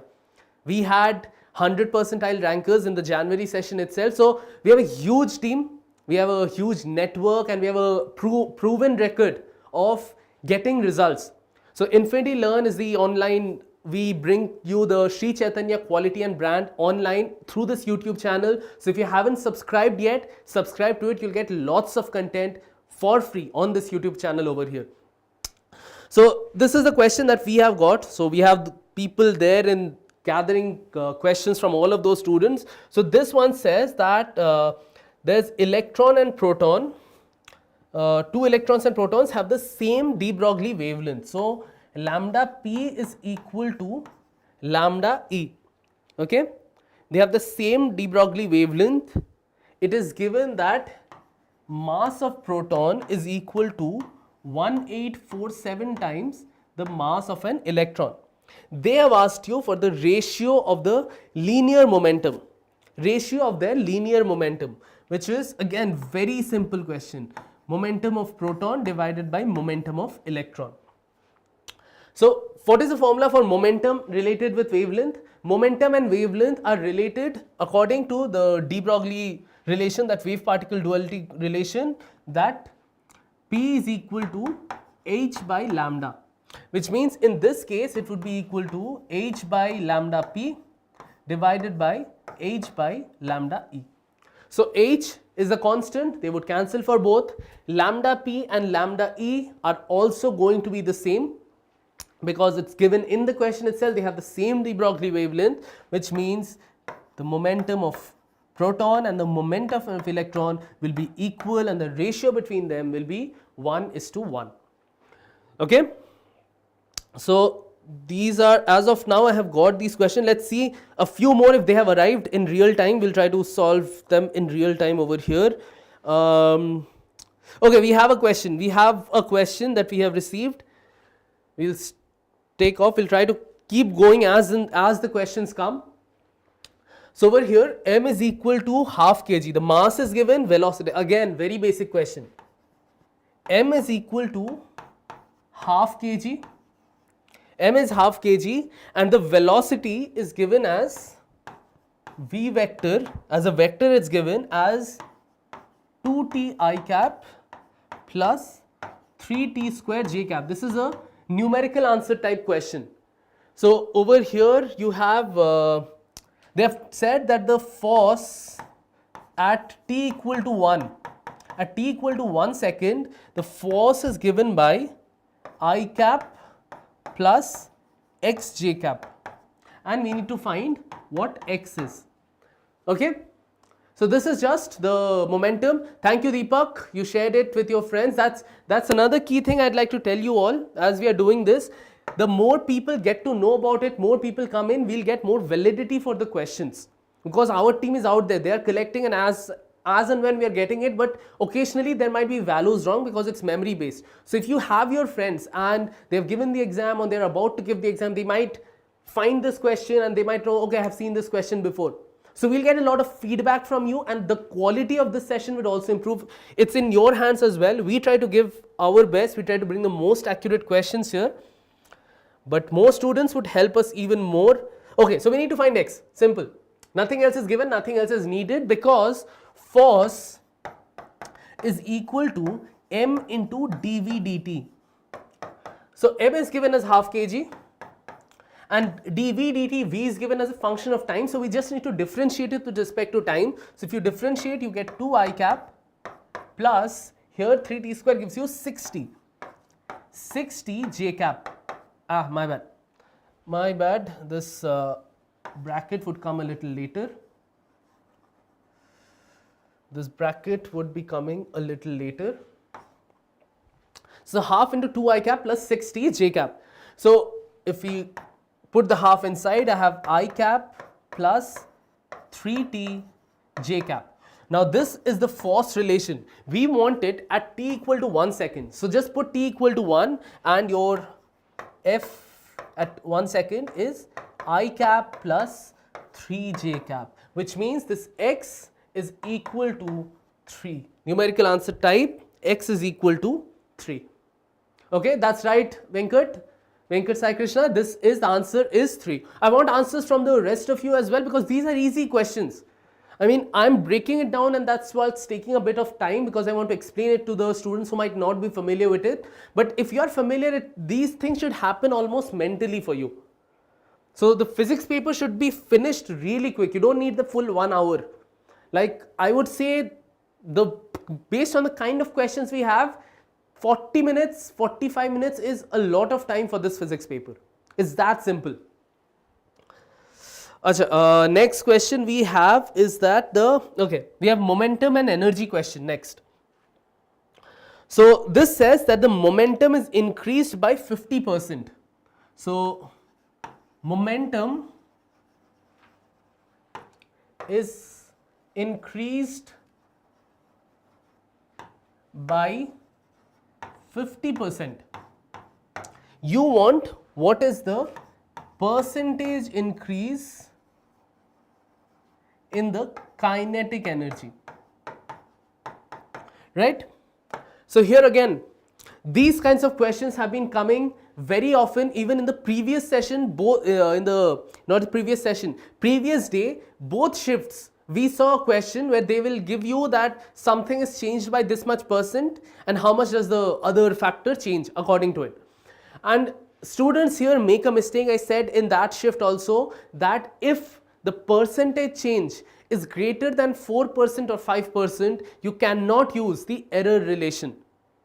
Okay, I'll tell you what the error relation is. I'm repeating this again and again because we are seeing questions like this and I'm still noticing that students make a mistake. I've seen lots of students make a mistake in this. So according to the error relation, first up, what is the relation? Kinetic energy and momentum, it is Ke or Ke, let's keep it Ke itself, is equal to P square divided by 2m. By error relation, if you go, you will feel that this percentage increase of Ke would be equal to 2 into percentage change of P because it is P square. If you go by that method, you will be making a mistake because this relation, this error relation comes when the error is small. Such large changes cannot apply for this. Do not use this method. Do not use this method. Instead, find the kinetic energy individually for the two cases. In the first case, so we have this. First case, Ke is equal to P square by 2m. That is fine. In the second case, we will call this Ke1. In the second case, Ke2 would be equal to, the momentum is increased by 50%, which means now the momentum is 1.5 P. Okay, it has become 150, total 150 by 100, so 1.5 P. So 1.5 P whole square divided by, you have 2m. That is equal to 2.25 Ke2. Ke2 is 2.25 into P square by 2m. So P square by 2m was Ke1, so Ke2 is equal to 2.25 into Ke1. Now this is Ke2 in terms of Ke1. To go to delta Ke divided, we need percentage, right? Percentage change delta Ke by Ke1 into 100. 2.25 minus Ke1 would give you 1.25 divide into Ke1 divided by Ke1 into 100. I am breaking this down step by step so that this method is clear and you do not resort to this method. Do not make that mistake. So 1.25 into 100, so the answer would be equal to 125%. Okay, that's right, Bunny, the answer is 125. Welcome to the session. Now I'm seeing the first chat from you, so I'm assuming you've just started off with the session. Welcome. We have discussed quite a few questions. By the way, this will all be available on YouTube, like the recorded session would be there. The live would be recorded and kept there. So you can refer back to the previous questions as and when needed. Okay, so we have a couple more questions. We are getting them in real time and we have a couple more questions that we'll solve. Just a moment. So based on the rough values that I am getting, just give me a moment. Just give me a moment. I'm getting the questions and okay, the questions are actually mixed up between physics, chemistry and maths as and when they come. So I have to pick them up accordingly. I have to find the ones that are physics and I'll solve them, and very soon Bashir sir or Akshay sir or Nitin sir would be coming in and they would be solving the other subjects. Okay, this got a physics one. I've got a physics question. So this one says that two projectiles are launched. Two projectiles. So projectile 1 has launch velocity is 40 meters per second, and the angle of projection theta1 is 30 degree. Okay. By the way, if you have any of you have given the exam today itself, please confirm these. Next up, you have projectile 2. Projectile 2, this is at 60 meters per second. U2 is equal to 60 meters per second, and the angle of projection is 60 degree. Right? The question has asked us to find R1 by R2. Okay, simple question. The range of the ratio of the ranges. Okay, very simple question because we know the formula for range. The formula for range is R is equal to U square sine 2 theta divided by g. So if you are finding range for the two projectiles, g is same, the only thing difference are u and theta. So the ratio would be equal to u1 square sine 2 theta 1 divided by u2 square sine 2 theta 2, because the g's would be eliminated. So over here if we do, u1 is given as 40, so 40 square into sine of 2 theta 1, so sine of 60, you have sine of 60 divided by u2 is 60, so 60 square into sine of 2 theta 2, theta 2 is 60, so 2 theta 2 would be 120 degrees, so sine of 120 degree. Now sine 60 and sine 120 are equal, both are root 3 by 2, so you can technically cancel them out. Both would be root 3 by 2, you can cancel them out, and over here then you have, because this would be cos of 30, so you can cancel, you just have 40 square by 60 square, so that would take you, you can even cancel these out, you have 40 square by 60 square, first you cancel this out, this will go with 2 and 3, so you effectively have 2 square by 3 square, so it will be 4 by 9, that is the answer. Okay, Saket, you retracted your message. I did not check if you gave the correct answer. Don't retract, let your answers be there. There's no issue. You might have made a calculation mistake. There is no issue with making an issue here. Just try to avoid that in the examination hall. Okay, this is your practice session. This is the place for you to practice. Okay, okay, we have another question. I think this is the last question we have for now, because I don't see, I'm seeing chemistry and maths. This is the last question we have at the moment. Just give me a moment. Okay, so this is the last one we have. Okay, this says the Young's modulus y is given as 7 into 10 to the power 11, and your strain is given, delta L by L is given as 0.04. Okay, okay, the question asks us to find energy per unit volume.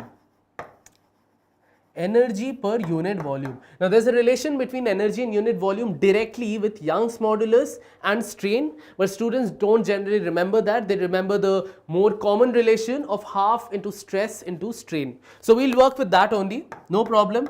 Work with the relations that you best remember. Half into stress into strain. So stress relation we don't know, we can quickly derive this out. Okay, Prayas says it's 7 into 10 to the power 10, is it? Okay, it's 7 into, if Prayas says, it won't really make a big difference. It won't make a big difference because the 10 to the power, either way are not going to cancel anything out. So, but it's good to have the correct values because lots of students are watching. Thank you so much, Prayas, for that correction. That is half into stress into strain. So stress can be written as, if you recall, Young's modulus is equal to stress by strain. So stress is equal to y into strain. So this relation would become half into y into strain square. Strain squared. So Young's modulus is already given to us. So let's put the values in. Half into 7 into 10 to the power 10 multiplied with the strain square, which is 0.04 whole square. So 4 by 100 whole square. So up top you will be having 16. Okay, let's not put the square because we'll be able to cancel things out better. Let's write them separately here because now this 2 goes over here. You have 10 to the power 4 down below. You have 7 into 8. That will give you 56. And 10 to the power 10 minus 10 to the power 4 would give you 10 to the power 6. Right? It would give you 10 to the power 6. So we can make it 5.6 into 10 to the power 7. Okay? 5.6 into 10 to the power 7. Did everyone get that? Did everyone get the answer to this? So far I have not received any more physics questions. Just give me a moment. I'll just confirm, because we already got quite a few chemistry and maths questions already. So I'm assuming those are the questions coming in, because the students remember, and as and when they remember, they send us these questions. Just give me a moment. I'll check for any real-time questions that we might have got. No, these are all repeated questions. We get it from multiple students, so occasionally it's the same questions that keep coming back to us again and again and again. Just give me a, sir, also it is given 0.4%, not the exact value. Okay, 0.4%, then that would change. If it is 0.4%, then you have to again divide by 100 over here. Or rather, delta L by L would be, if it's percentage, then delta L by L into 100 is this. So you would again have to divide by 100. So anyway, if you get an idea about what it is, how to solve it, if there is 100, if it's given percent or anything, it will not change the number itself, only the 10 to the power might be changing. Okay. So I'll just confirm once if we have more questions coming in. Based on that, we will be proceeding with it, or we will wrap up this session, because as of now we have this over here. Meanwhile, I would tell you, so your answer, Prayas says answer would be 5600. Yes, if it's again, if you divide by 100, then you would lose a 10 to the power 2 over here, and based on that you will have more. So are more questions coming in? Just I'm checking it out. Meanwhile I will thank you Prayas, he says it's definitely sure. So you can have here divided by 100. If it's given as a percentage, then delta L by L, there'll be another 100 down below. When it is squared, then you would be having another 1 by 10 to the power 4. So if we divide by 10 to the power 4 here, then that makes it 10 to the power 3, and you would be left with 5600. Okay. So Prayas, I'm going by your word, and we are going at 5600. Fine. Okay. Akshay sir would be coming in a while, but before that, these are the with regards to physics, I have these here. If you have any doubts, you can put them here, or we'll again be coming live in the second session as well. You can look at these, try to solve these questions by yourself. They'll be available on our Telegram channel. And if you get stuck, I want you to come in the next shift whenever we are discussing around 6:30 we'd go live. Subscribe to the channel, hit the notification bell, you'll get notified about it. So you can come and ask your doubts, because we'll be solving. It's not just the questions, discussion and solution. You have your exams very soon. We'll be clearing your doubts there as well. So I have Akshay sir here with me. He's come with more maths questions. Thank you so much, sir. So hello students, I can see many of the students are live right now, but no one is liking this video. Likes are very less, and there are less subscription that we have from this video. So I request all of you to please subscribe this channel if you haven't subscribed yet, and please like the video. We as a team of Infinity Learn by Sri Chaitanya are really working hard for you guys. We are coming up with every paper solution of JEE Main 2023, and we assure you for 100% authentic questions as well as their solutions. Okay, so sir, you both are heroes. Thank you so much. Namaste sir, Tarnaka branch se aaya hoon. Okay, thank you so much. All right, so let us start with the remaining questions of the mathematics. So initially Bashir sir has already discussed few of the questions with you, and I will be taking the remaining questions with you. Okay, so let us have the questions from the topic integration first of all, and then we'll be proceeded further with the other questions. Okay, so just a minute, I am taking the questions. Okay, so one of the questions that I got from the 3D geometry, that is the shortest distance between the two lines. So there are two lines given to me. This is the line number 1, which is x minus 5 over 4 is equals to, then we have y minus 3 over 6 is equals to, then we have z minus 2 over 4. All right, this is the line number 1 given to you. Then we have a line number 2, then that is equals to x minus 3 over 7. Then we have is equals to y minus 2 over 5, and then we have is equals to z minus 9 over 6. So basically these are the two lines given to you. A value can be different, and the question is find the distance between these two lines. So the question will remain same, but since this is a memory based question, So students can give us a different value in this particular statements. Okay, so we need to find the distance between the two given lines. So very first thing is, whenever we have a question where the two lines are given to you in a 3D geometry, so the first thing that you need to observe is whether the lines are skew or the lines are, you need to see here whether the lines are skew or the lines are parallel. So from these parallel vectors 4, 6, 4 and 7, 5, 6, we can observe that the given parallel vectors are not proportional. And since the given vectors are not proportional, so that is why they are not parallel. They will be falling under the category of the, skew lines. Now how to get the distance between the skew lines? So the formula to get the distance between the skew lines will be A2 vector minus A1 vector, then dot, it will be B1 cross B2, and then it is all divided by B1 cross B2 vector, and we need to apply the modulus to it. So the distance is A2 minus A1 dot B1 cross B2 upon magnitude of B1 cross B2. And if the distance is coming negative, suppose the dot product is giving us the negative result, so you need to take the absolute value of that result. Okay. Now how to get the A1 vector, A2 vector, B1 vector, B2 vector and the remaining things. Okay. So A1 vector is that vector, or it is the position vector of a point which lies on the line number 1. This is 5, 3, 2. A1 vector is 5, 3, 2. So you can write accordingly 5 I cap, 3 j cap, 2 k cap. A2 vector lies in the line number 2. So the line 2 is passing to the point 3 to 9. So it will be 3 to 9. If I want to get the value of B1 cross B2, so B1 and B2 are the vectors which lies parallel to the line 1 as well as the line 2 respectively. So 4 says 6, 4 is the B1 vector, and here we can observe 7, 5, 6 is the B2 vector. So what we need to do, we will be just writing A2 minus A1 dot B1 cross B2 upon magnitude of B1 cross B2.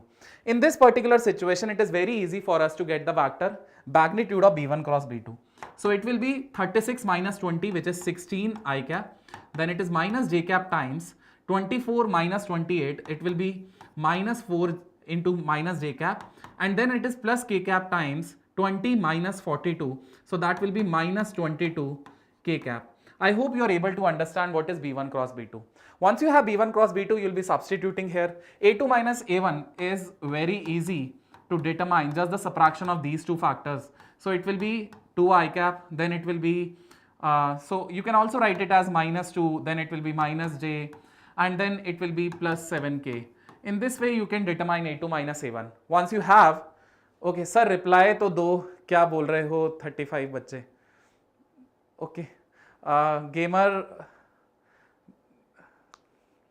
okay, it's good to hear from you, beta. कुछ भी अगर आप पूछना चाहते हो gamer with the account name gamer, you can ask me, and I'm very happy to see you live into my session. Okay, so you can just put any comment and definitely I'll be giving a reply to you. You haven't asked me anything, so that is why.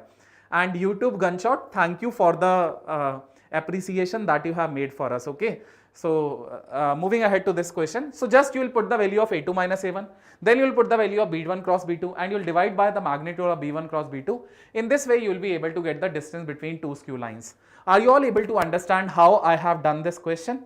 If you all are able to understand this question, then we are moving to the next question. Okay, so this was a question from the topic 3D geometry. Now let us move ahead to the next question, and there was a question in which it was written that 7 boys, PNC, permutation and combination, 7 boys and then it is 5 girls, 7 boys and 5 girls then are to be seated around a circular table such that no two girls sit together, are to be seated around circular table. Okay, so are to be seated around circular table such that, okay, such that no two girls sit together. So this is the condition, no two girls sit together. So how to actually resolve this problem? So what we need to do, sir, I just found this channel and your way of teaching is really awesome. Thank you so much, Seema Soni. Now let us proceed with this particular illustration. 7 boys and 5 girls are to be made in a circular arrangement. So whenever there are n things and you need to arrange on a circular table, the result will be n minus 1 factorial, okay? I'm not proving the formula, I'm just giving you the concept because the formula you already know since you have been preparing for the JEE Mains. So I am expecting that you already know this formula. In case of a linear arrangement of n people, it will be n factorial, and in case of the circular arrangement, it will be n minus 1 factorial. So in this particular case, first of all, what I'll do, I'll make the arrangement of boys, okay? So B1, then B2, then B3, then B4, then B5, then B6, and then B7.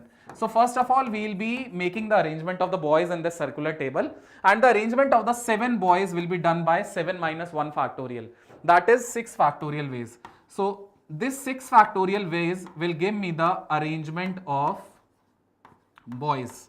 Once I have arranged the boys on a circular table, now how many gaps are there? Since there were 7 boys that we have arranged on a circular table, so the gaps in between will be 7. In the case of linear arrangement, the number of gaps are more than the number of people that are sitting. Suppose you arrange 7 boys in a linear arrangement, so there will be 8 gaps in between. And if you arrange 7 boys in a circular table, there will be 7 gaps in between. So out of these 7 gaps, I want to arrange 5 girls in it.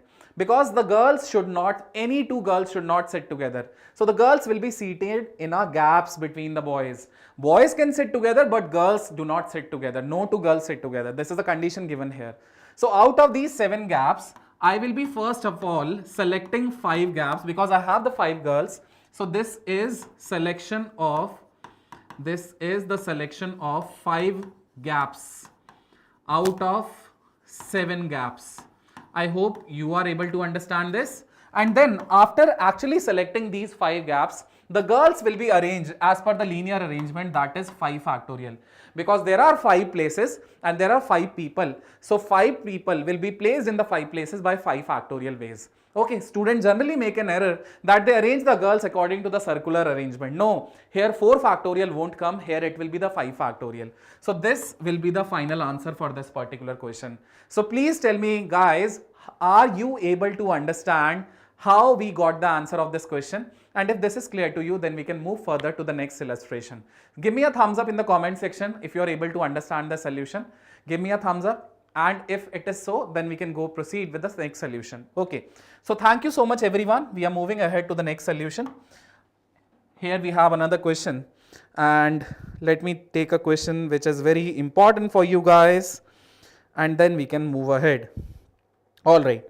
So here we have another question in which a word independent is being given to you. Okay. There is a word independence. Alright. So this is a word given to you. Okay, so this is a word given to you and number of arrangement of the letters of the word independent in which all the vowels always occur together. Okay, so all vowels always occur together. So in this particular question, we will be using the tie-up method. Do you know guys what is tie-up method? That means we will be keeping all the vowels in a packet and then arranging it, because in this particular question, they want to arrange the letter of the words independence such that all the vowels always occur together. So how to do this question? Okay. So basically the concept is, first of all, I will be searching for all the vowels. So the vowels are I, then it is E, then again it is E, then again it is E, then again after E, then the last one is also E. Okay. So I 4 times E are the collection of vowels. Okay. Now let us write the collection of all the consonants. So consonants will be N, then it will be D, then it will be P, then it will be again N, then it will be D, then it will be N, then it will be C. So these are the collection of 7 consonants. So the consonants are 7 and vowels are 5. Do you think that there are 12 letters into it? Yes, independence consists of 12 letters, out of which 5 are vowels and 7 are consonants. Now many of the characters are being repeated, we will be considering that also. So we need to keep all the vowels together in this particular process. So how will I be able to do this question? I will be considering this to be one object, that is this is a one packet, because wherever this packet will go, they will all together go, because vowels should be in the one packet. According to the question, that vowels should be occurred together, vowels should all be together. So I'll consider this to be a one packet. Out of this there are 3, then 7. 7 plus 1, it will be 8. So 8 objects will be arranged by 8 factorial, and moreover in this number of objects are being repeated. So how many times this n is coming? So n is coming 2 times. So that is why I'll be writing 2 factorial. Alright. So how many times this p is coming? So p is coming only 1 time. Or how many times this d is coming? So here we are observing n is coming 3 times. Sorry, n is coming 3 times. Instead of 2 factorial, I should divide it by 3. And d is coming 2 times. So here I'll be writing d. So the number of objects which are repeating, those factorials I need to consider in the denominator, multiplied by the arrangement inside the packet. So arrangement of 8 objects we already have done. If I consider this to be a one object, and remaining 7 plus 1, 8 objects. Now inside the packet, these vowels can be arranged. Okay, so how many are these vowels? There are 5. So 5 factorial. Out of these 5 people, how many are actually identical? 4 are identical. That is why I will be writing 5 factorial over 4 factorial, and this 4 is because of the letter E. This 4 is because of the letter E, so that is why we are dividing by the 4 factorial. So this will give me the answer of this question. If you are able to understand how I've done the solution, then we can move ahead to the next solution. Sir, this was my drop year, and I'm not going even clear cutoff for this year too. Don't worry, Akash. Success is not about clearing JEE. Success is about persistence. Persistence का मतलब है मेहनत करते जाओ. You need to keep on working hard. Okay, so one time definitely you'll be achieving the success. If you refer to the people who are most successful in the world, they are not the IITians. They are not just IITians. Other than IITians also, the people are successful. So the thing is persistence. Keep on working hard, and one day you'll definitely going to be successful in your life. Okay. So do not leave anything. कुछ भी छोड़ना नहीं है. मेहनत करते जाओ, success जरूर मिलेगी. एक डायरेक्शन में नहीं मिलेगी तो दूसरी डायरेक्शन में मिलेगी. Okay, keep on working hard. Now this is the success mantra. Now we are moving ahead to the next solution. Here we go, another solution is with us. There is a function which is given to us, and we need to integrate this function. So let me give you a function in front of you. So there is a function fx, and this fx is defined as integration of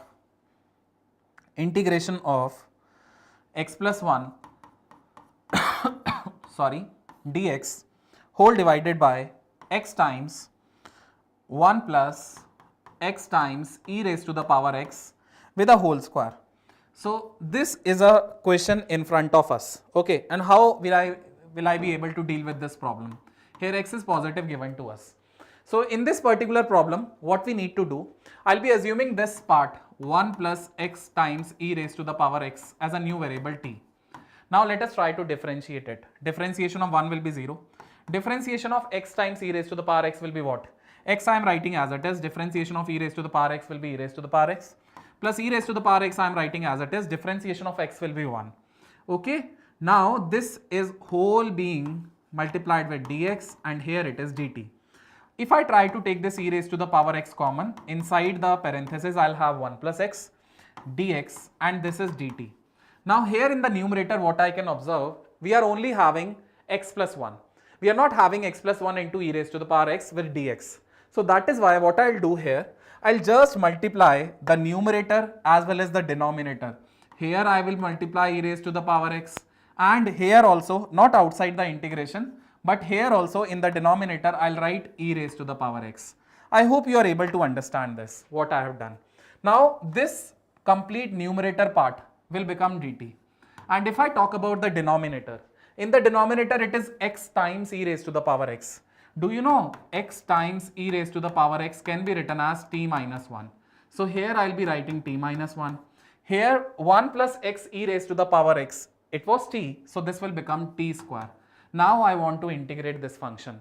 So can you please give me a suggestion? How will I be able to integrate this function? Can you please give me a suggestion? How will I be able to integrate this function? I'm just seeking a comment from you. Sir, should I take a second drop? It's up to you, Akash, what your mind says, what your heart says. if you are passionate about cracking the JEE, then definitely you can go for the second drop also. But if you think that there can be a certain option, certain other option that you can think in your life to actually work upon hard, so you can do that. So like a successful software engineer does not mean it comes from the IIT or NIT. It can be from a normal tier 2, tier 3 college also. The thing is persistence. Whatever you do in your life, you just need to give 100% of yours, okay? This is the main thing that you need to refer. Now, how will I be able to integrate? Can you please guys help me out in this particular question? So how should I be able to integrate this function? So in this particular case, the very first thing is you can apply the partial fractions, and with the help of partial fraction it will be very easy for you to actually integrate this function. So basically this 1 upon t minus 1 into t square can be written as a upon t minus 1, then it can be written as b upon t, and the third one it is written as c upon t square. You can just get the values of ABC by comparing both the sides, and then it will be very easy for you to integrate. This is log of t minus 1, this is log of t, and it will be t raised to the power minus 2 plus 1 upon minus 2 plus 1. So in this way you will be able to get the final answer. I hope you will be completing this solution by yourself, else we are moving ahead to the next problem, okay? Now whatever we got the answer, okay, we'll have the answer in the form of t, and after that you need to replace this t with 1 plus x e raised to the power x. I hope you will be able to replace t with 1 plus x e raised to the power x by yourself, and then we can proceed with the final solution of this question. So let us, sir, my exam is on 13 and I hadn't studied anything except chemistry. Don't worry, bacha. Just clear your bases. You have given your board's examination this year. So whatever you have done in your board's examination, just revise those concepts, because there are various questions in this time JEE Mains examination that are very easy level. So if you have done a particular chapter with a very easy level basics questions, then it will be very easy for you to crack the JEE, okay?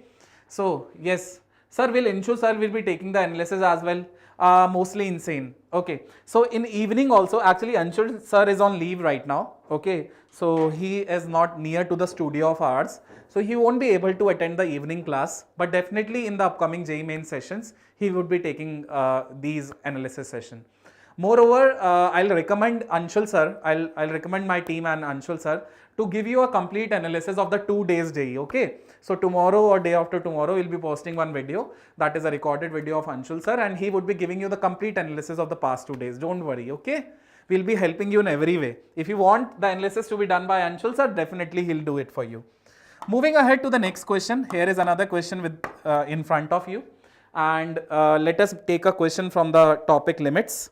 So limit extending towards 0, this is a question, limit extending towards 0, and it is given to you as 1 minus cos square 3x, and this is whole divided by cos cube 4x, this is whole divided by cos cube 4x, then it is sin cube 4x, it is sin cube 4x, and this is whole divided by log of 1 plus 2x, log of 1 plus 2x, this is whole raised to the power 5.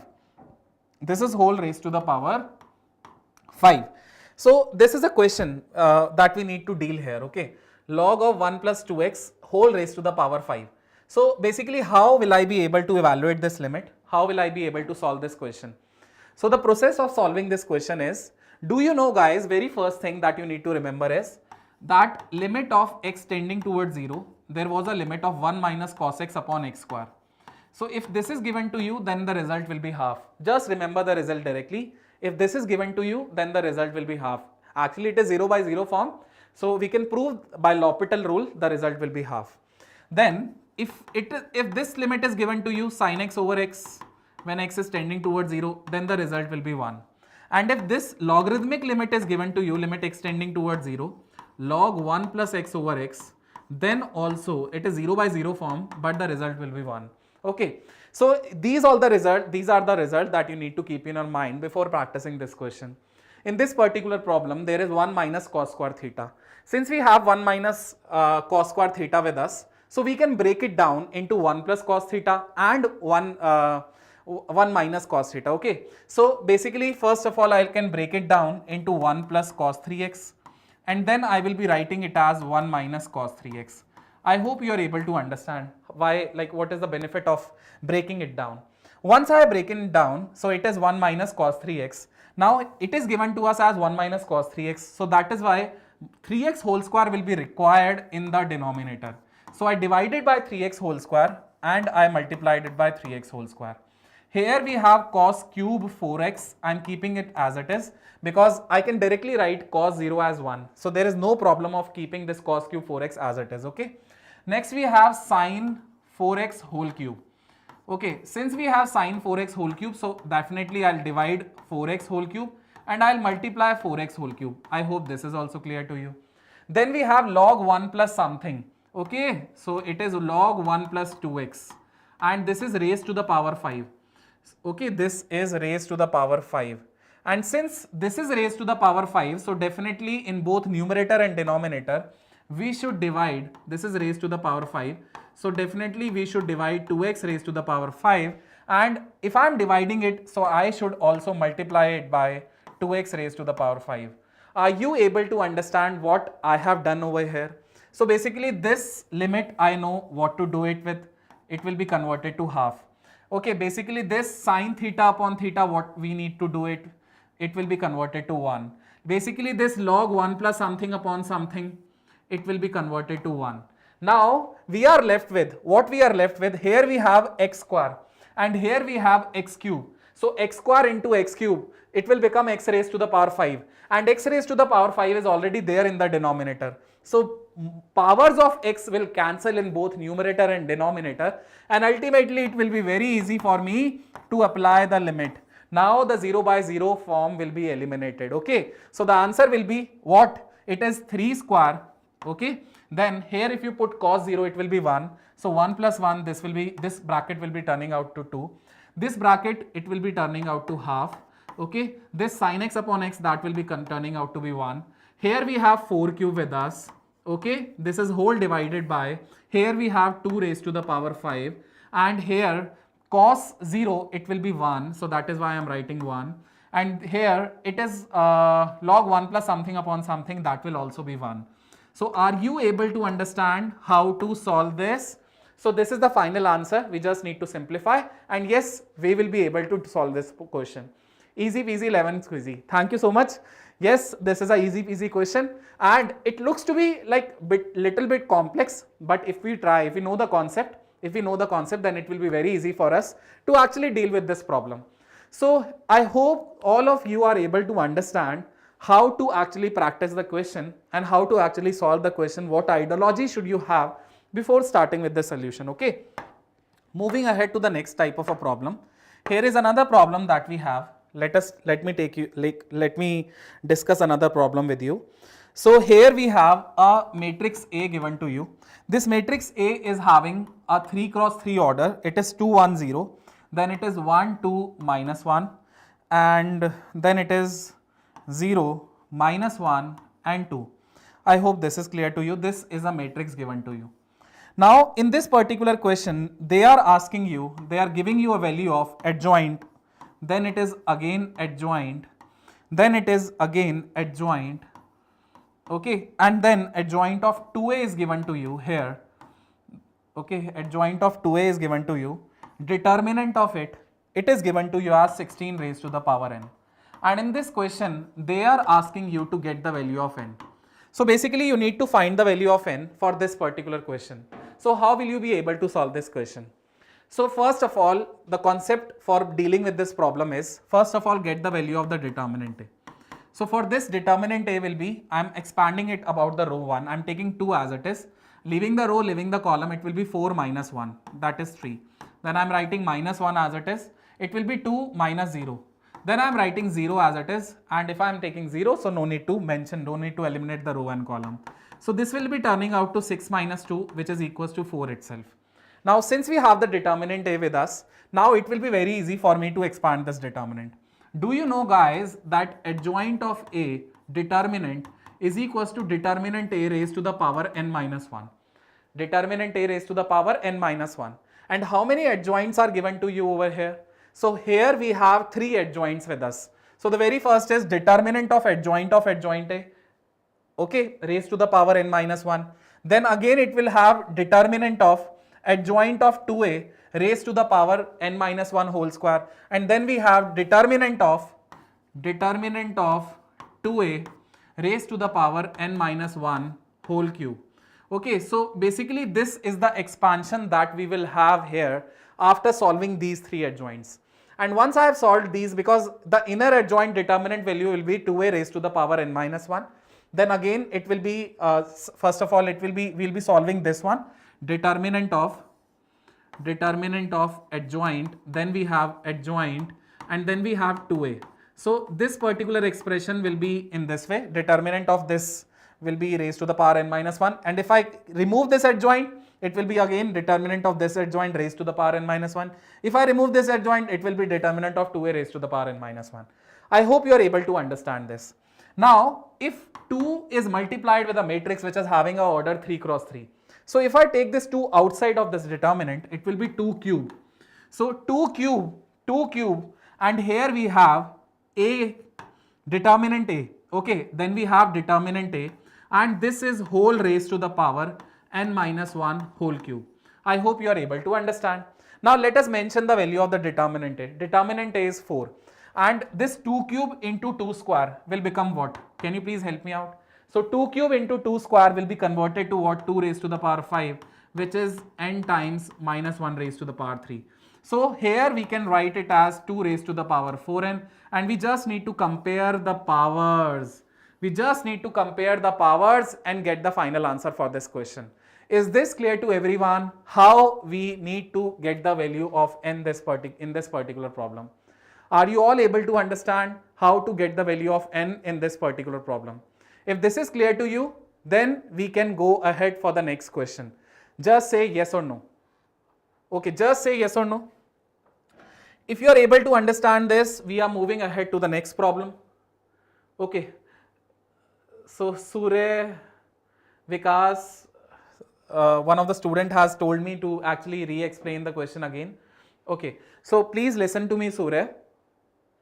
Yes, please listen to me. I am just repeating it for you. A particular matrix is given to you. In that, first of all, you will be finding the value of the determinant A. Once you get the determinant A, it is very easy. Expand it about any of the row or expand it about any of the column. You will be able to get the answer as 4. 4 can be written as 2 square.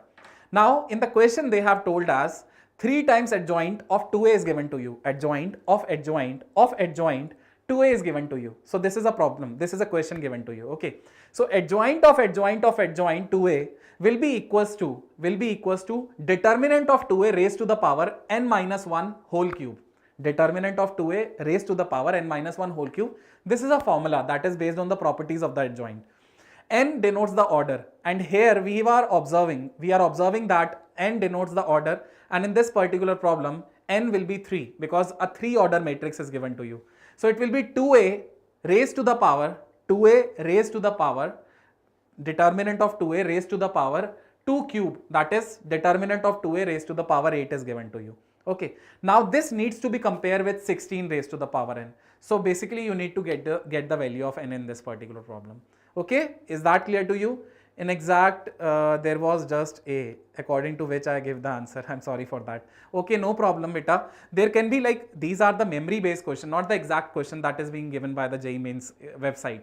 Okay, that is being given by the NTA. NTA will give us all the questions as soon as this series of JEE Mains gets over.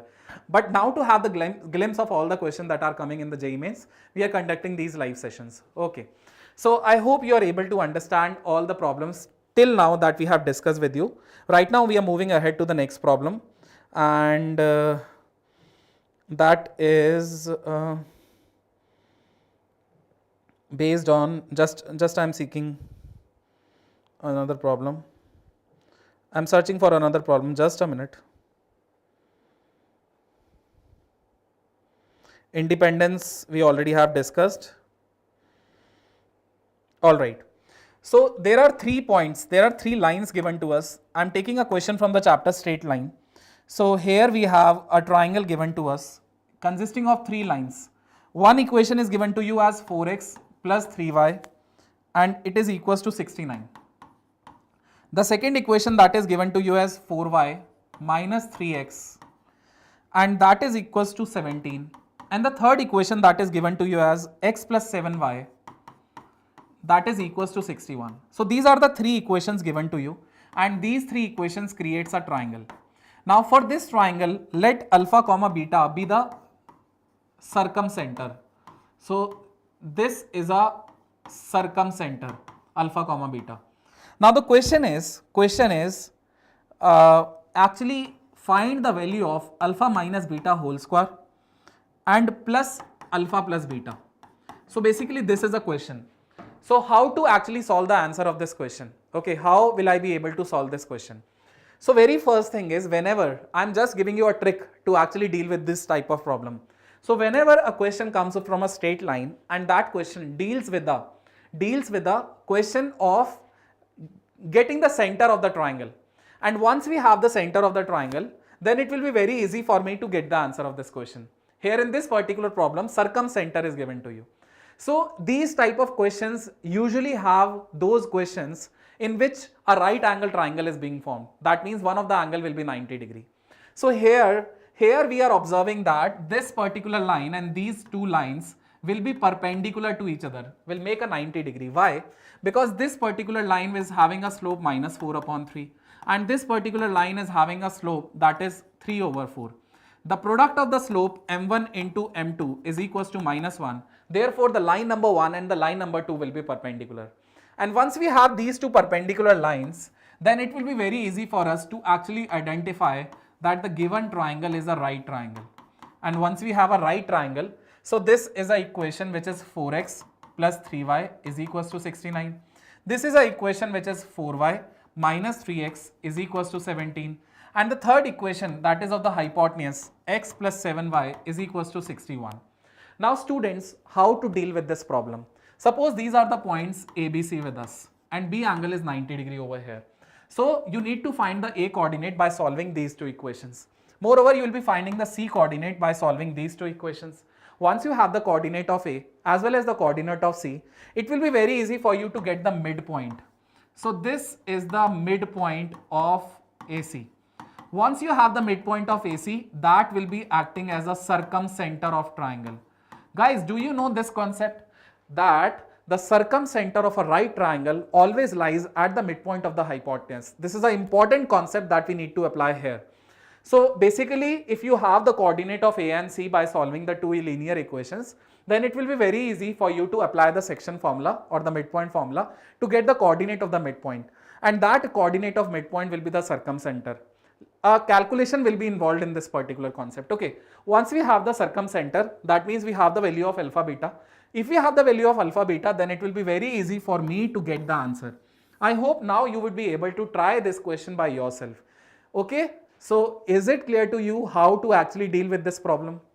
Is it clear to you how to actually deal with this problem? Thank you so much. Yes, Nikhil. ये बहुत ही easy question है, just little amount of calculation and amount of common sense is also being involved. क्योंकि जब भी circumcenter या orthocenter पूछा जाता है ना, तो generally question में right triangle बन रहा होता है, क्योंकि right triangle का hypotenuse midpoint is circumcenter and this vertex is orthocenter. So वो अगर orthocenter पूछते ना, तब भी हमारे लिए आसान होता, और the question will only have or will many a times will have a triangle which is a right triangle. I hope you are able to understand the concept that is to be applied in these type of questions whenever they are asked in the examination.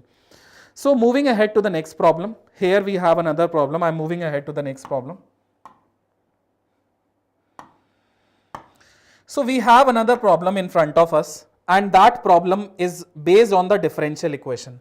So we have y minus, then it is 2 log x, y minus 2 log x. The base of the logarithm is e. This is being multiplied with dx, and then we have is equals to, I am taking the right hand part, negative x log x square, and this is being multiplied with dy. Okay, so this is a question that we need to deal with in this question. So how will I be able to deal with this problem? So the very first thing is, whenever it is x square given to you, so take this 2 in front, so that will become minus 2x log x. Now this is being multiplied with dy, and here we have y minus 2 log x. I hope you are able to understand this.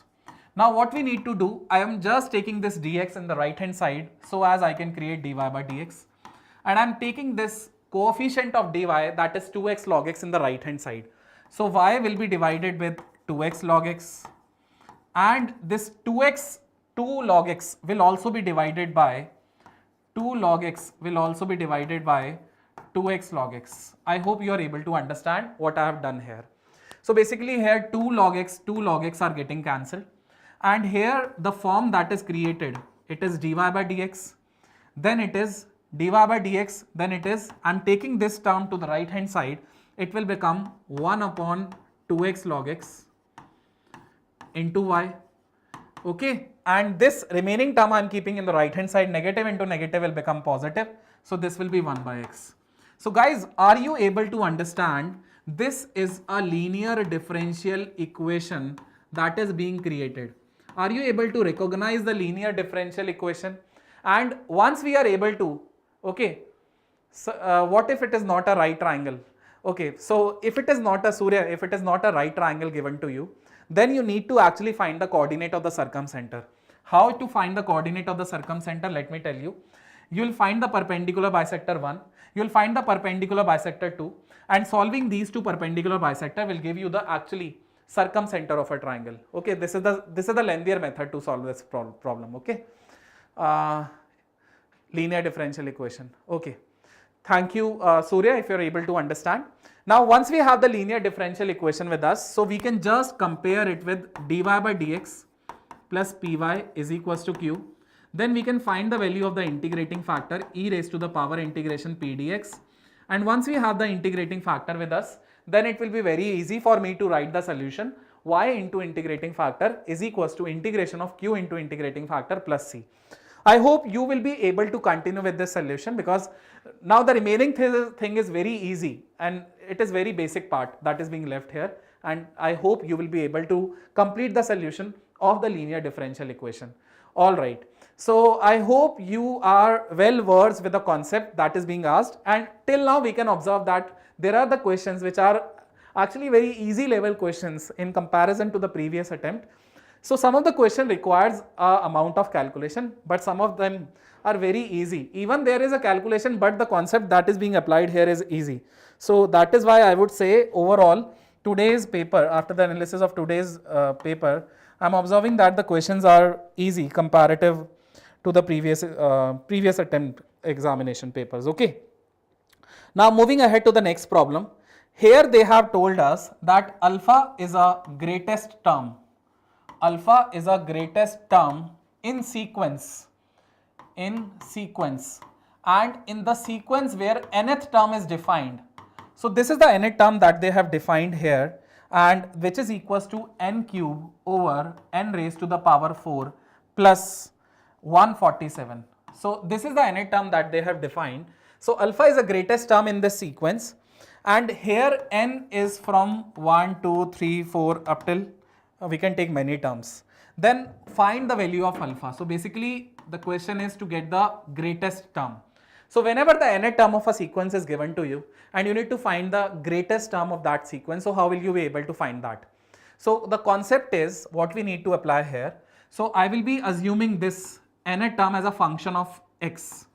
So let the nth term as a function of x, and that is x cube whole divided by x raised to the power 4 plus 147.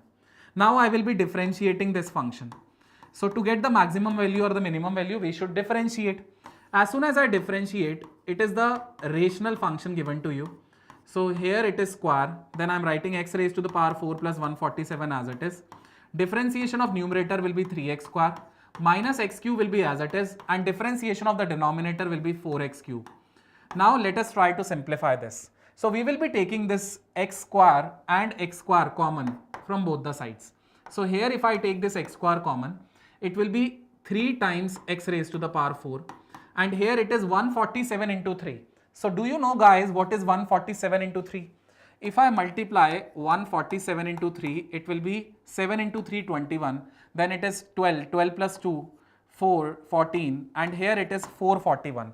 If you are able to understand how I have written this 441, so I am writing it again 441, then only a constant 441 is being involved in this, okay.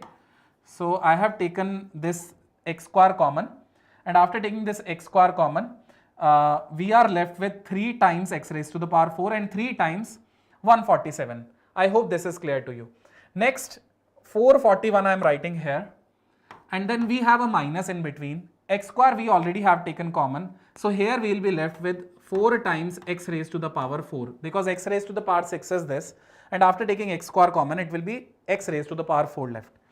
In the denominator it is x raised to the power 4 plus 147 whole square. Now how to deal with this problem? For actually finding the maximum or minimum value, we should equate this to 0. So the very first result that we are obtaining here is 441 minus x raised to the power 4 is 0. X raised to the power 4 is 441. 441 is the square of 21, so x square will be 21, and x is root over 21. Now root over 21 is 4 point something. Root over 21 is 4 point something. But we need to use the value of n as 1, 2, 3, 4, that is a natural number. So how will I be able to give the greatest term in this expansion? So either the 4th term will be greatest or the 5th term will be greatest. So I just need to compare both the values of the 4th term as well as values of the 5th term. Okay, so what is happening over here? So this is the curve which is being followed. Here we are getting the greatest value. Here we are getting the greatest value, that is at the root over 21. Okay, so 4 can be lie here and 5 can be lied here. We just need to compare the values of y at n is equals to 4 or n is equals to 5. So whichever will give us a value greater, that will be a maximum value for this particular function. I hope you all are able to understand the solution of this question. Okay, is that clear to you? Just say yes or no. Just say yes or no. Is that clear to you? Just say yes or no in the comment section. Okay, I can observe that many of the students are posting right now, and we can also see that one of the student, Surya, is asking that will you post this paper in the Telegram group? Yes, definitely we'll post the paper in the Telegram group. And I just want to inform that we have a personal Telegram group by the name Infinity Learn JEE. So the description of the Telegram group is already there in the description of this video. So you can join our Telegram group through that link. And once you're part of the Telegram group, you can see all the notifications and the PDFs that we would be sharing with you related to the question paper and their solutions, okay, of every JEE Mains, okay. So be a part of it, be informed about all the notifications that is being happening at the YouTube channel of Infinity Learn JEE.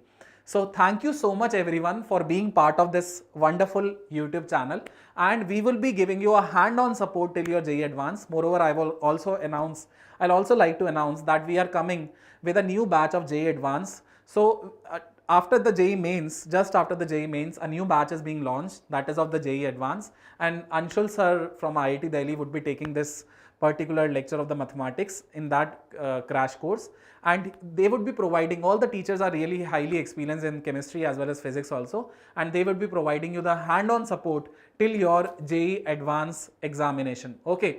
Moreover, if you want to recommend any of your friends to actually join this YouTube channel, so please share the link of our YouTube channel. We would be coming regularly live for the paper solution discussion of the JEE Mains wherever, whenever the dates of the JEE Mains are being conducted. And as soon as the JEE Mains are being over, so we will be posting the content related to the JEE Advanced. So every time we would be coming live to actually give you a support for your best ranks, okay, to actually nurture you and to bring out a best version of yourself, okay. So that is why we are here to help you and support you in every way. So thank you so much everyone for giving your time to this YouTube channel, and we will be coming again live in the evening shift of this examination. So meet you then again. So thank you so much once again. I would be recommending my team to actually disconnect this live session, and moreover I would also like to tell my students so they can also plan for their studies without wasting their time, because we would be again coming live at 6 PM today itself for the next JEE Mains paper discussion and the solutions. So thank you so much students once again. Thank you once again for coming live. Bye bye. Take care. So I'm going to end this live session now.